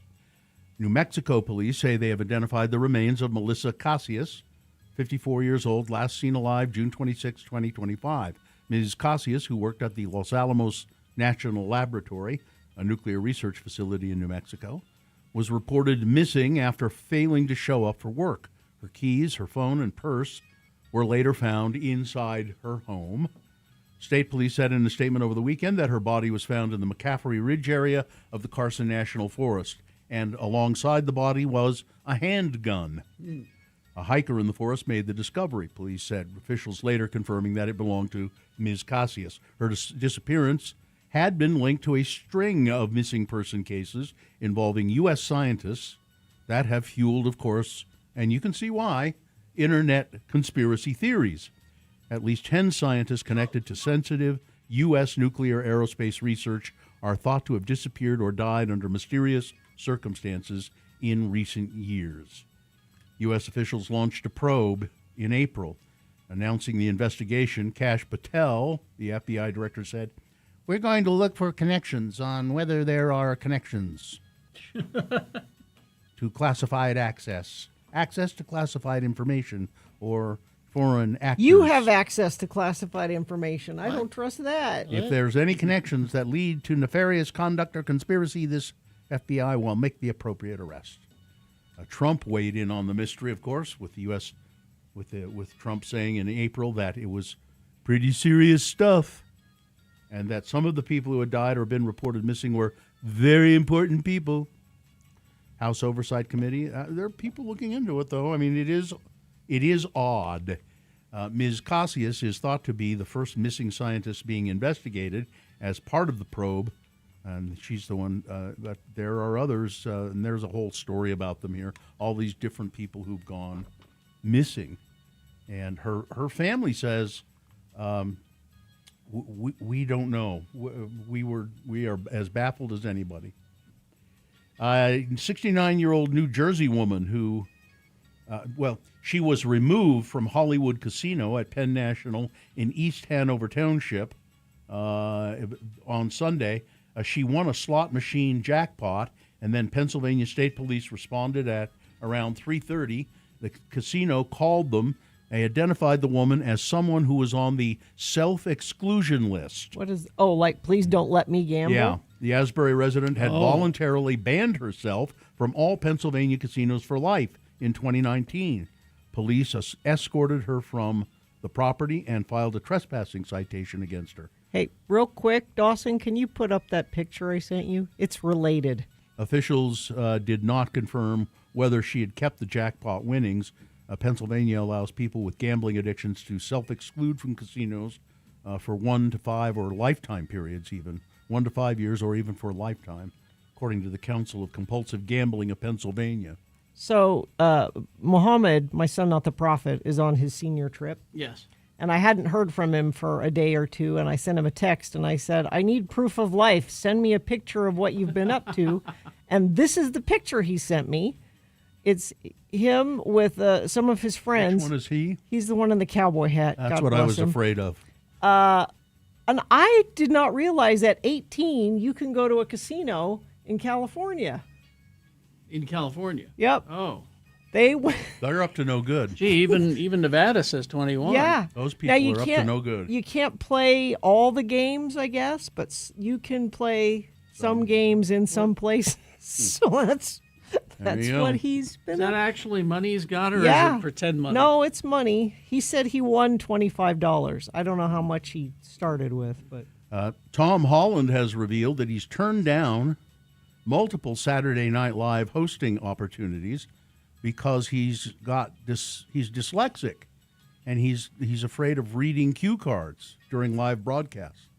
Speaking on Amy Poehler's Good Hang podcast, the 30-year-old star explained his concerns about the show's handwritten cue cards used for last-minute script changes. I am just so petrified at the concept of trying to read something and they change it, Holland said.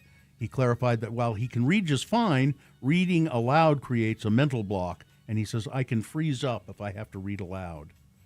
Holland described table read days as his worst day on film sets, when they first get together to just sit around and read the script. When he memorizes it, he's fine. Which Amy Poehler said, look, I understand that fear and everything, but you do realize that over the years there have been many hosts who have been full-on drunk as hell and done the show. Or stoned out of their minds. Stoned out of their minds. Yeah. By the way, Amy's podcast, she just does such a great job with that. You should watch the whole Tom Holland one. Oh, I don't watch him. I listen. Yeah. Paul McCartney has revealed to NME, that's a music publication, that he's unsure if he will ever retire from recording and touring. Well, what else would I do? He's his latest solo album, The Boys of Dungeon Lane, was released last week. It's referred to here, described as a poignantly nostalgic record that sees McCartney reflect on his years growing up in Liverpool. It includes a duet with Ringo Starr on Home to Us, as well as the tearjerker lead single, Days We Left Behind.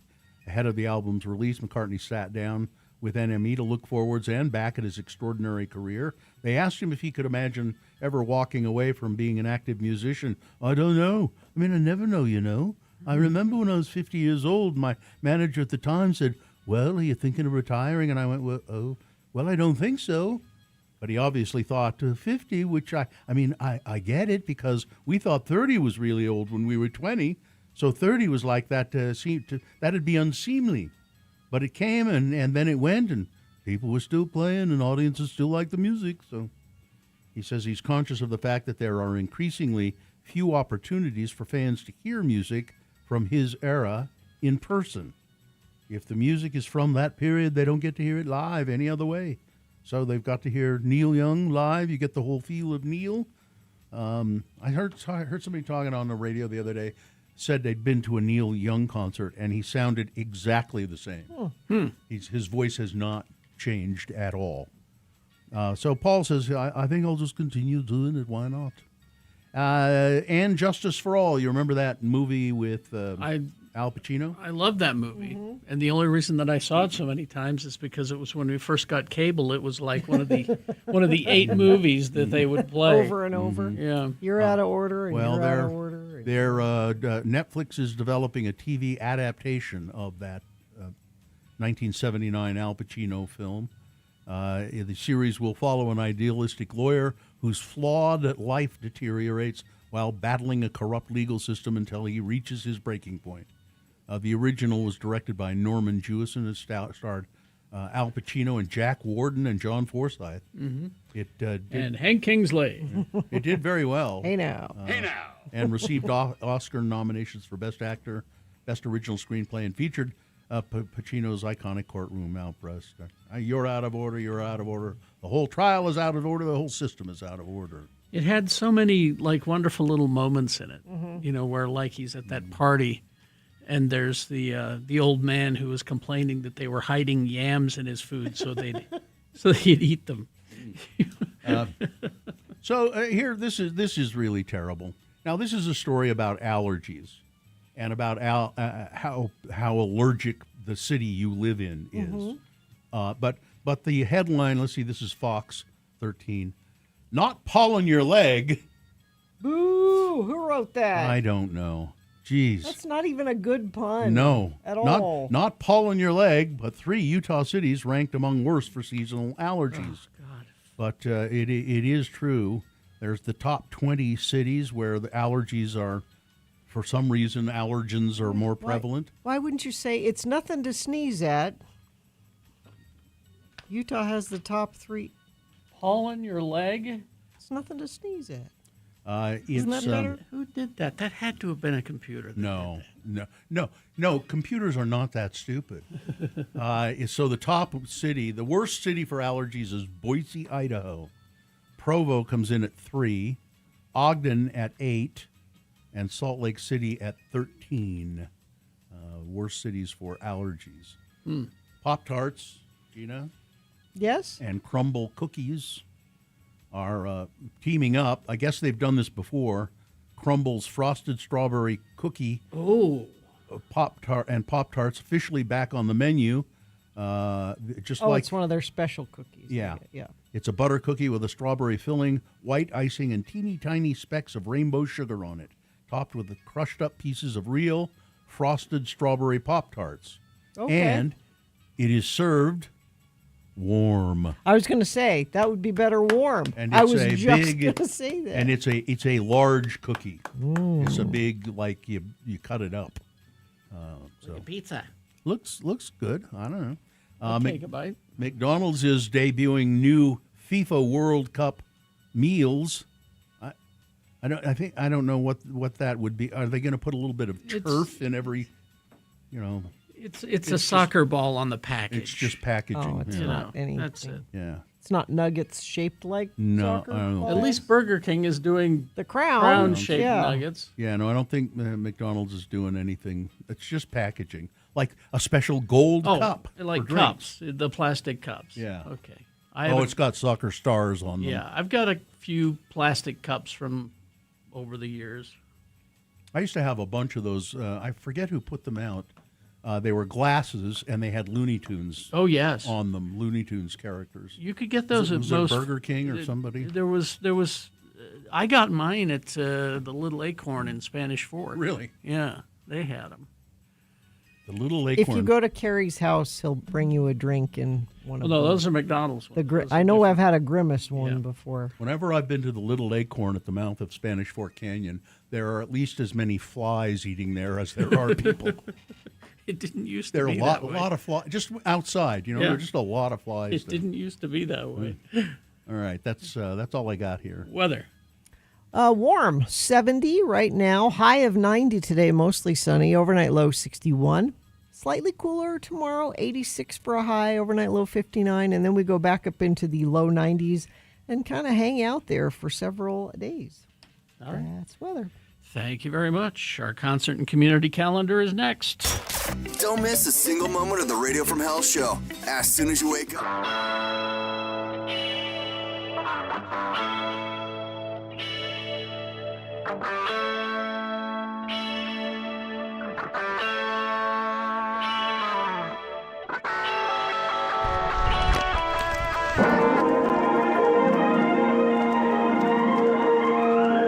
It's often said that people of Utah speak a language all their own. It's a language that's often confusing and even incomprehensible to newcomers here in the Beehive State. So, Radio from Hell presents a handy guide to help everyone understand how the natives speak.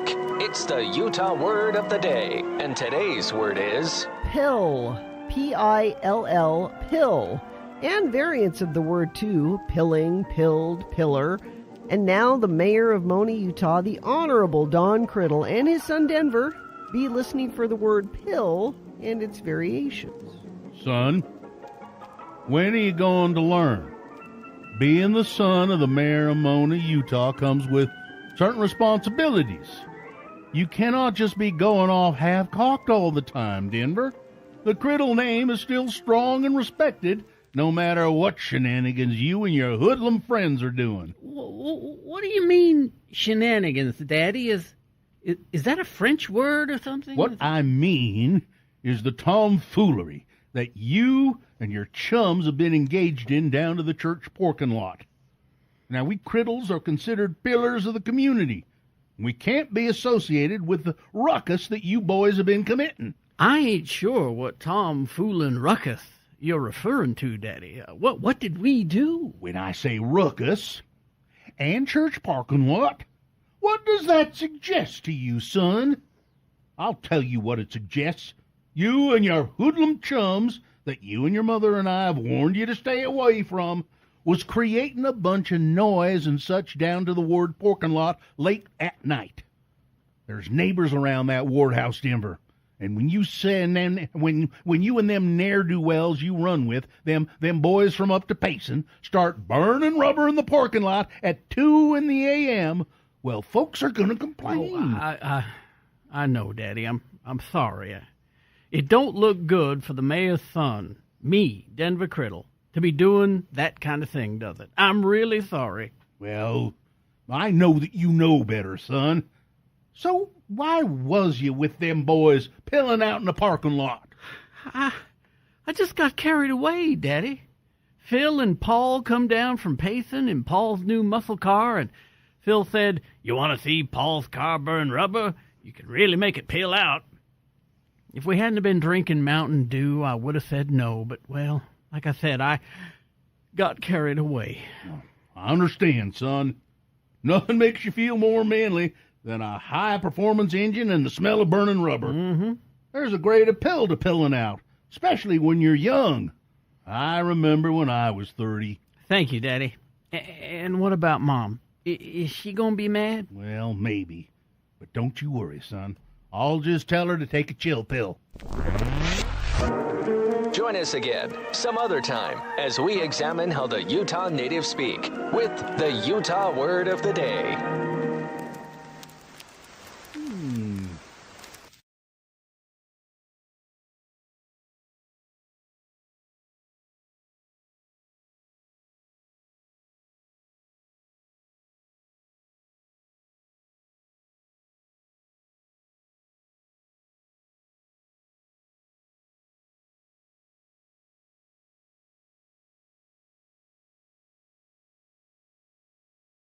Get his guitar riff here, and then we'll get Trent on the phone. Here we go. Oh, come on now. There it is. Trent, Mr. Falcone, Mr. Live Nation himself is on the phone with us to tell us how we can be entertained in the coming Are weeks. you not entertained? Well, good morning. Good How are you morning. guys? Just fine. Just absolutely peachy, as we used to say.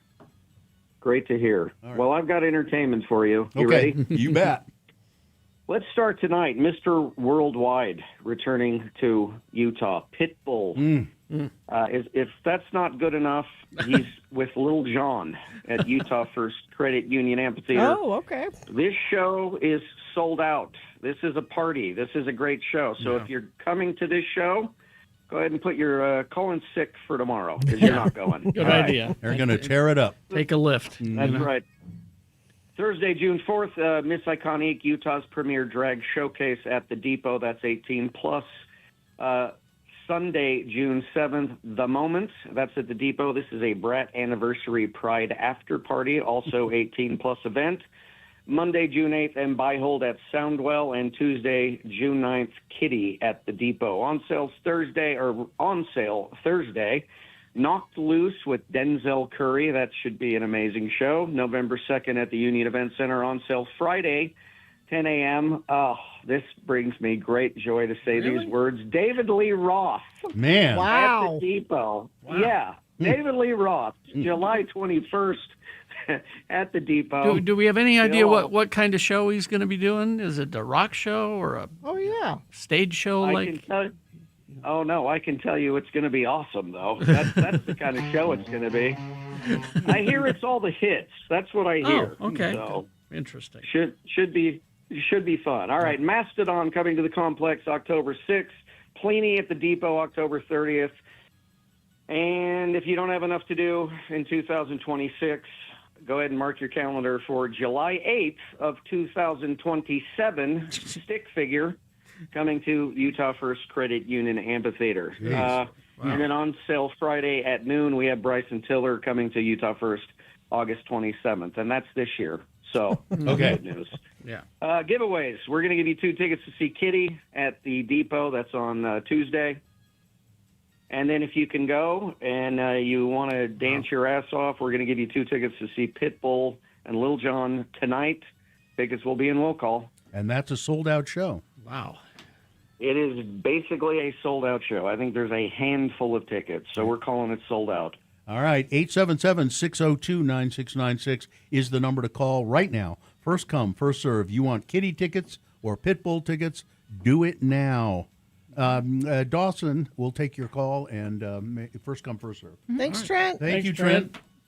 All right, guys. See you later. Thanks. Bye-bye. All right. So what have you got, Katie? Other things that are going on, you've still got the Bug World exhibit at the Natural History Museum of Utah at Rio Tinto Center. You've got Plaza Palooza at the Snowbird. The Woodland Fairy Festival at Gardner Village is still going on. The Salt Lake Film Society's Summer Showdown has started. It is the Gone Girl versus the Handmaiden. Mm-hmm. Looks like the South Jordan Summerfest is starting, and it's going to go all weekend. And then, of course, it is Pride Month, Pride Week. So all the Pride celebrations are going on. Pride Elevated is happening, all that good stuff. Friday, you've got the 2026 Roll with Pride at the Gallivan Center, the Reptile Show over at the Salt Lake City Library, and Utah Brazilian Food Festival. I'm not even going to attempt to pronounce what they call it, but it's happening, and I bet it's really great food. On Saturday, you have the second night of the Utah Brazilian Food Festival. The America First Field Night Run Nation is going on, so it's like you're running, but there's live music going. Oh, actually, that's a cool idea. That is a good idea. Yeah, so that's happening. You have the Brit Floyd, the Moon, the Wall, and Beyond World Tour over at the Maverick Center. And then looks like it's the South Jordan Summerfest 5K and Kids Run. So if you're in South Jordan, heads up there. I would check for that. Also on Saturday is our event. So if you're going, we'll be there. We will? That's I sold hope out. so. That is sold out. And then Amy Donaldson sent me this on Wednesday, this coming Wednesday, the 10th, next Wednesday, I should say. It is the Writing from Within. It's an event that she is doing, and all the proceeds are going to cause. Oh, so animal rescue. Yeah, Okay. so go check that out, and it's Writing from Within, so it's going to be a writing thing with her. It's going to be super cool. And then all the farmers markets have officially started. You have the Fellowship Hall Farmers and Arts Market on Saturdays. You've got Sandy. These ones are all on Saturday. Sandy City Farmers Market. You've got the Downtown Farmers Market. Those are all on Saturday. On Sunday, you have the Big Cottonwood Canyon Flea Market going on. You've got the Bohemian Bum Farmers Market at the Gateway, and then Wheeler Farm Farmers Market on Sunday mornings as well. That is what's going on this weekend. And there are a lot of Pride events going on this weekend. There are too many to mention, and so there are links to everything over at x96.com. All right. Thanks, you guys. Thank you very much. Okay. Let me get you one of these. Awesome. There you go. You can take that with you. All right. Let's see. Got a minute here. I've been obsessing over this. I saw it in the New York Times. It's Bean Salad Girl. Hmm?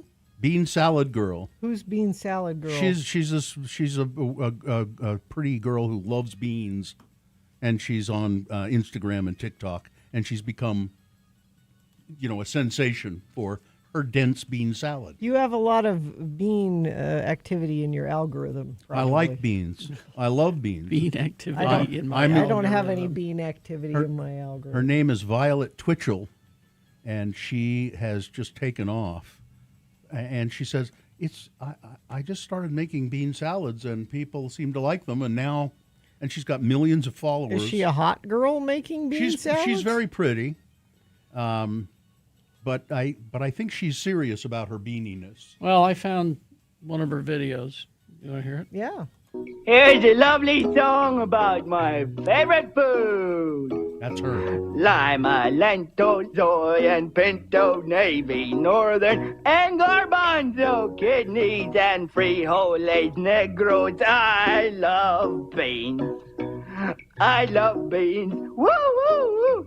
I love beans. How about you? High in fiber, low in fat. Hey, I bet you didn't know that. When I eat beans, I say it in my own little cloud. Nobody comes to visit me in my little cloud. I don't know why. Maybe because I'm cutting muffins. Because I love beans. Hey, I love beans every day. Beans are an excellent source of protein. I love beans. Dig-a-doo. Yeah, she doesn't sound like a hot girl. She's got kind of a deep voice. Yeah, but she's pretty hot though. But the boy, I love those. I love the beef. I'm getting an order. You're ordering her beans? No, I get my 4 times a year a box of beans from Really? Rancho Gordon. I belong to the Rancho Gordo Bean Club. Oh, wow. And do you make them all, or do they languish in your pantry? I have lots of packages of beans in the basement, but I do use them. And the nice thing is, beans will you don't have to They actually when they get older, you have to cook them longer, but All right. We will take a break, play a song, and crawl towards the exits. Coming up. Stand by for that. Larson HVAC and Plumbing. They coming to your house today? Today, yeah. I get them tomorrow. I have a plumbing issue. I think Carrie has a plumbing issue. Some new shower heads. And the thing they want us to tell you about today is your water heater. I bet you've never given a second thought to your water heater. Not really. To my what? Your water heater. I don't even know what it is. It just kind of sits in the closet there, and you don't think about it. And most people don't pay attention to it until there's a problem, like it's not heating your water or there's a leak or something. What most people don't realize is water heaters can start having problems once they're around 6 years old. Probably yours is older than that. Yep. We recommend giving our friends at Larson HVAC and Plumbing a call to take a look before a small issue turns into a big mess. And right now, Larson is offering $600 off a new 50-gallon water heater. They won't just swap out the tank and leave. They'll make sure everything's brought up to current code, including things like earthquake straps, expansion tanks, and details that protect your home long term. We trust Larson in our homes, and you should too. You can get a hold of them a couple of different ways. You can give them a call, 801-930-5450, or go to larsonhvac.com/X96. Need some.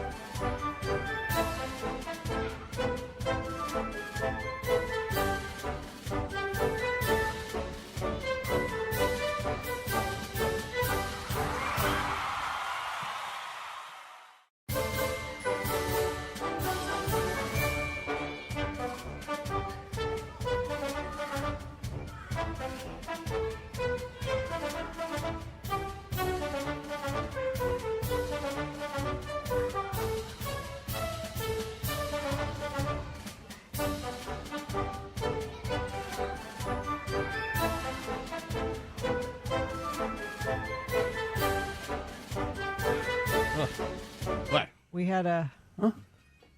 had a skunk at the farm. Oh yeah, up in the valley. Mm-hmm. What was the skunk doing? Well, Just I mean, skunking things up? he's minding his own business. He's just being a skunk. But I said to everybody in the house, Mm-hmm. do not, I repeat, do not let the dog outside. Mm-hmm. There is a skunk out there. Yes. Because And did they heed your warning? they did, but because like if your dog gets caught by a skunk in the summertime, it is also awful. But you can go outside and bathe them and try to get rid of get the it skunk in the off. winter. Like I didn't know what we were gonna do if she got caught by the skunk in the middle of damn winter. But the skunk though, like, kept us hostage in the house because I'm like, I'm sure he will wander off at some point. So you just saw him, you didn't smell him. No, we looked out the window and he's in the backyard. Mm-hmm. Like, okay, well, he's there now. He was hanging. He was hanging. Hanging with Dr. Skunk. And my mother-in-law was coming up to have breakfast with us, and we called her and we're like, be careful when you get out of the car. Because we don't want to have to make you stay outside. He's a skunk. Because we'll have to hose you down. You can't come in, Grandma. Because there's skunks and porcupines. You do not want your dog getting caught up with those. No. Luckily, eventually, we braved the. I was the at Bear threat Lake and once left, and ran over a skunk. Oh, that's bad. Just ran across the road. Yep. Oh man, my car stunk for a while. It's awful.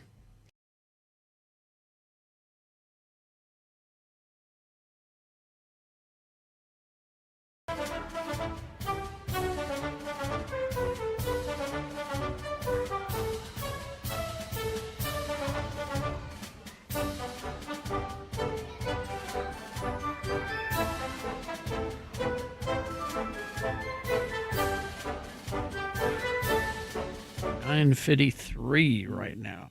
No, it's not just beans that I get. Yeah, you belong to another club? No, I mean the Rancho Gordo Bean Club. They send you a box, and it's got 1 pound packages of, like there'll be some lima beans, there'll be some garbanzo beans, but often there are lentils, and also popcorn sometimes. Popped corn? Yeah, this red popcorn. It's quite good.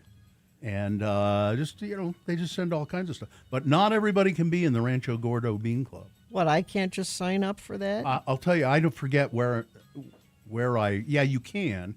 I forget where I read about it. I was in some cooking magazine or something. And I thought, well, that sounds intriguing. And it said, but they don't have openings all the time. Well, I mean, we can't have randos just, joining up. You got to wait for someone to drop off? The Bean Club, I guess. So I signed up, but it was several months before I got a notice that said, congratulations. I mean, I like that you get beans, but do you really get beans, man? You are now a member of the Rancho Gordo Bean Club. But then you're committed to beans, though. Well, you can drop out anytime. I don't believe you're committed to beans, man. But I love beans, and Someone was asking about how you cook them. Just depends. I mean, my favorite way to cook them, it's kind of time-consuming, is just on the stove in a pot of water. Maybe soak them overnight and then cook them. And depending on the size of the bean, like if it's a lima bean, it'll take longer to cook. They sent me some field peas the other day, or the last shipment. You asking me that question makes me question whether your devotion, my commitment to the bean, man. Yeah, I believe in the way of the bean. And if you believe in the way of the bean, you're not going to do an instant bean. No. You're going to cook it on the stovetop. It's going to be hours. Yeah, it's going to be a dried bean. I used to use canned beans all the time, and they're fine, but there really is a big difference. Any other way, you're just imitating, all right? You don't love the bean. We That's can't right. let you in the club. Now, you're not doing green beans like that. It's not that kind of bean. No. Oh, God, no. No, but I was surprised to find what are called field peas. What is a field pea? It's kind of like a black-eyed pea, which is essentially that's really a bean. I mean, we could let them in, but we're really devoted to the bean, all right? Purists. And I like a green bean. You get these really beautiful Christmas limas. Well, then you go join a green bean club. It's a different club. You can be devoted to that. I like all right? green beans just fine, but there's something about just Listen, we got a waiting list at the Rancho Gordo Bean Club. We're talking years. They have like a panel where they sit down and decide who they're going to let in. Yes. Background They checks, do. the whole They thing. do. They have Get online seminars. A reference. Bean seminars. I need references. You have to be invited by someone If your who last is name already. is Van de Kamp, then your legacy will let you in. Doesn't Rancho Gordo mean fat ranch? Yes. Sure. Big ring, yeah. Yeah. Fat, All right. big. Okay, let's do the promo and get out of here.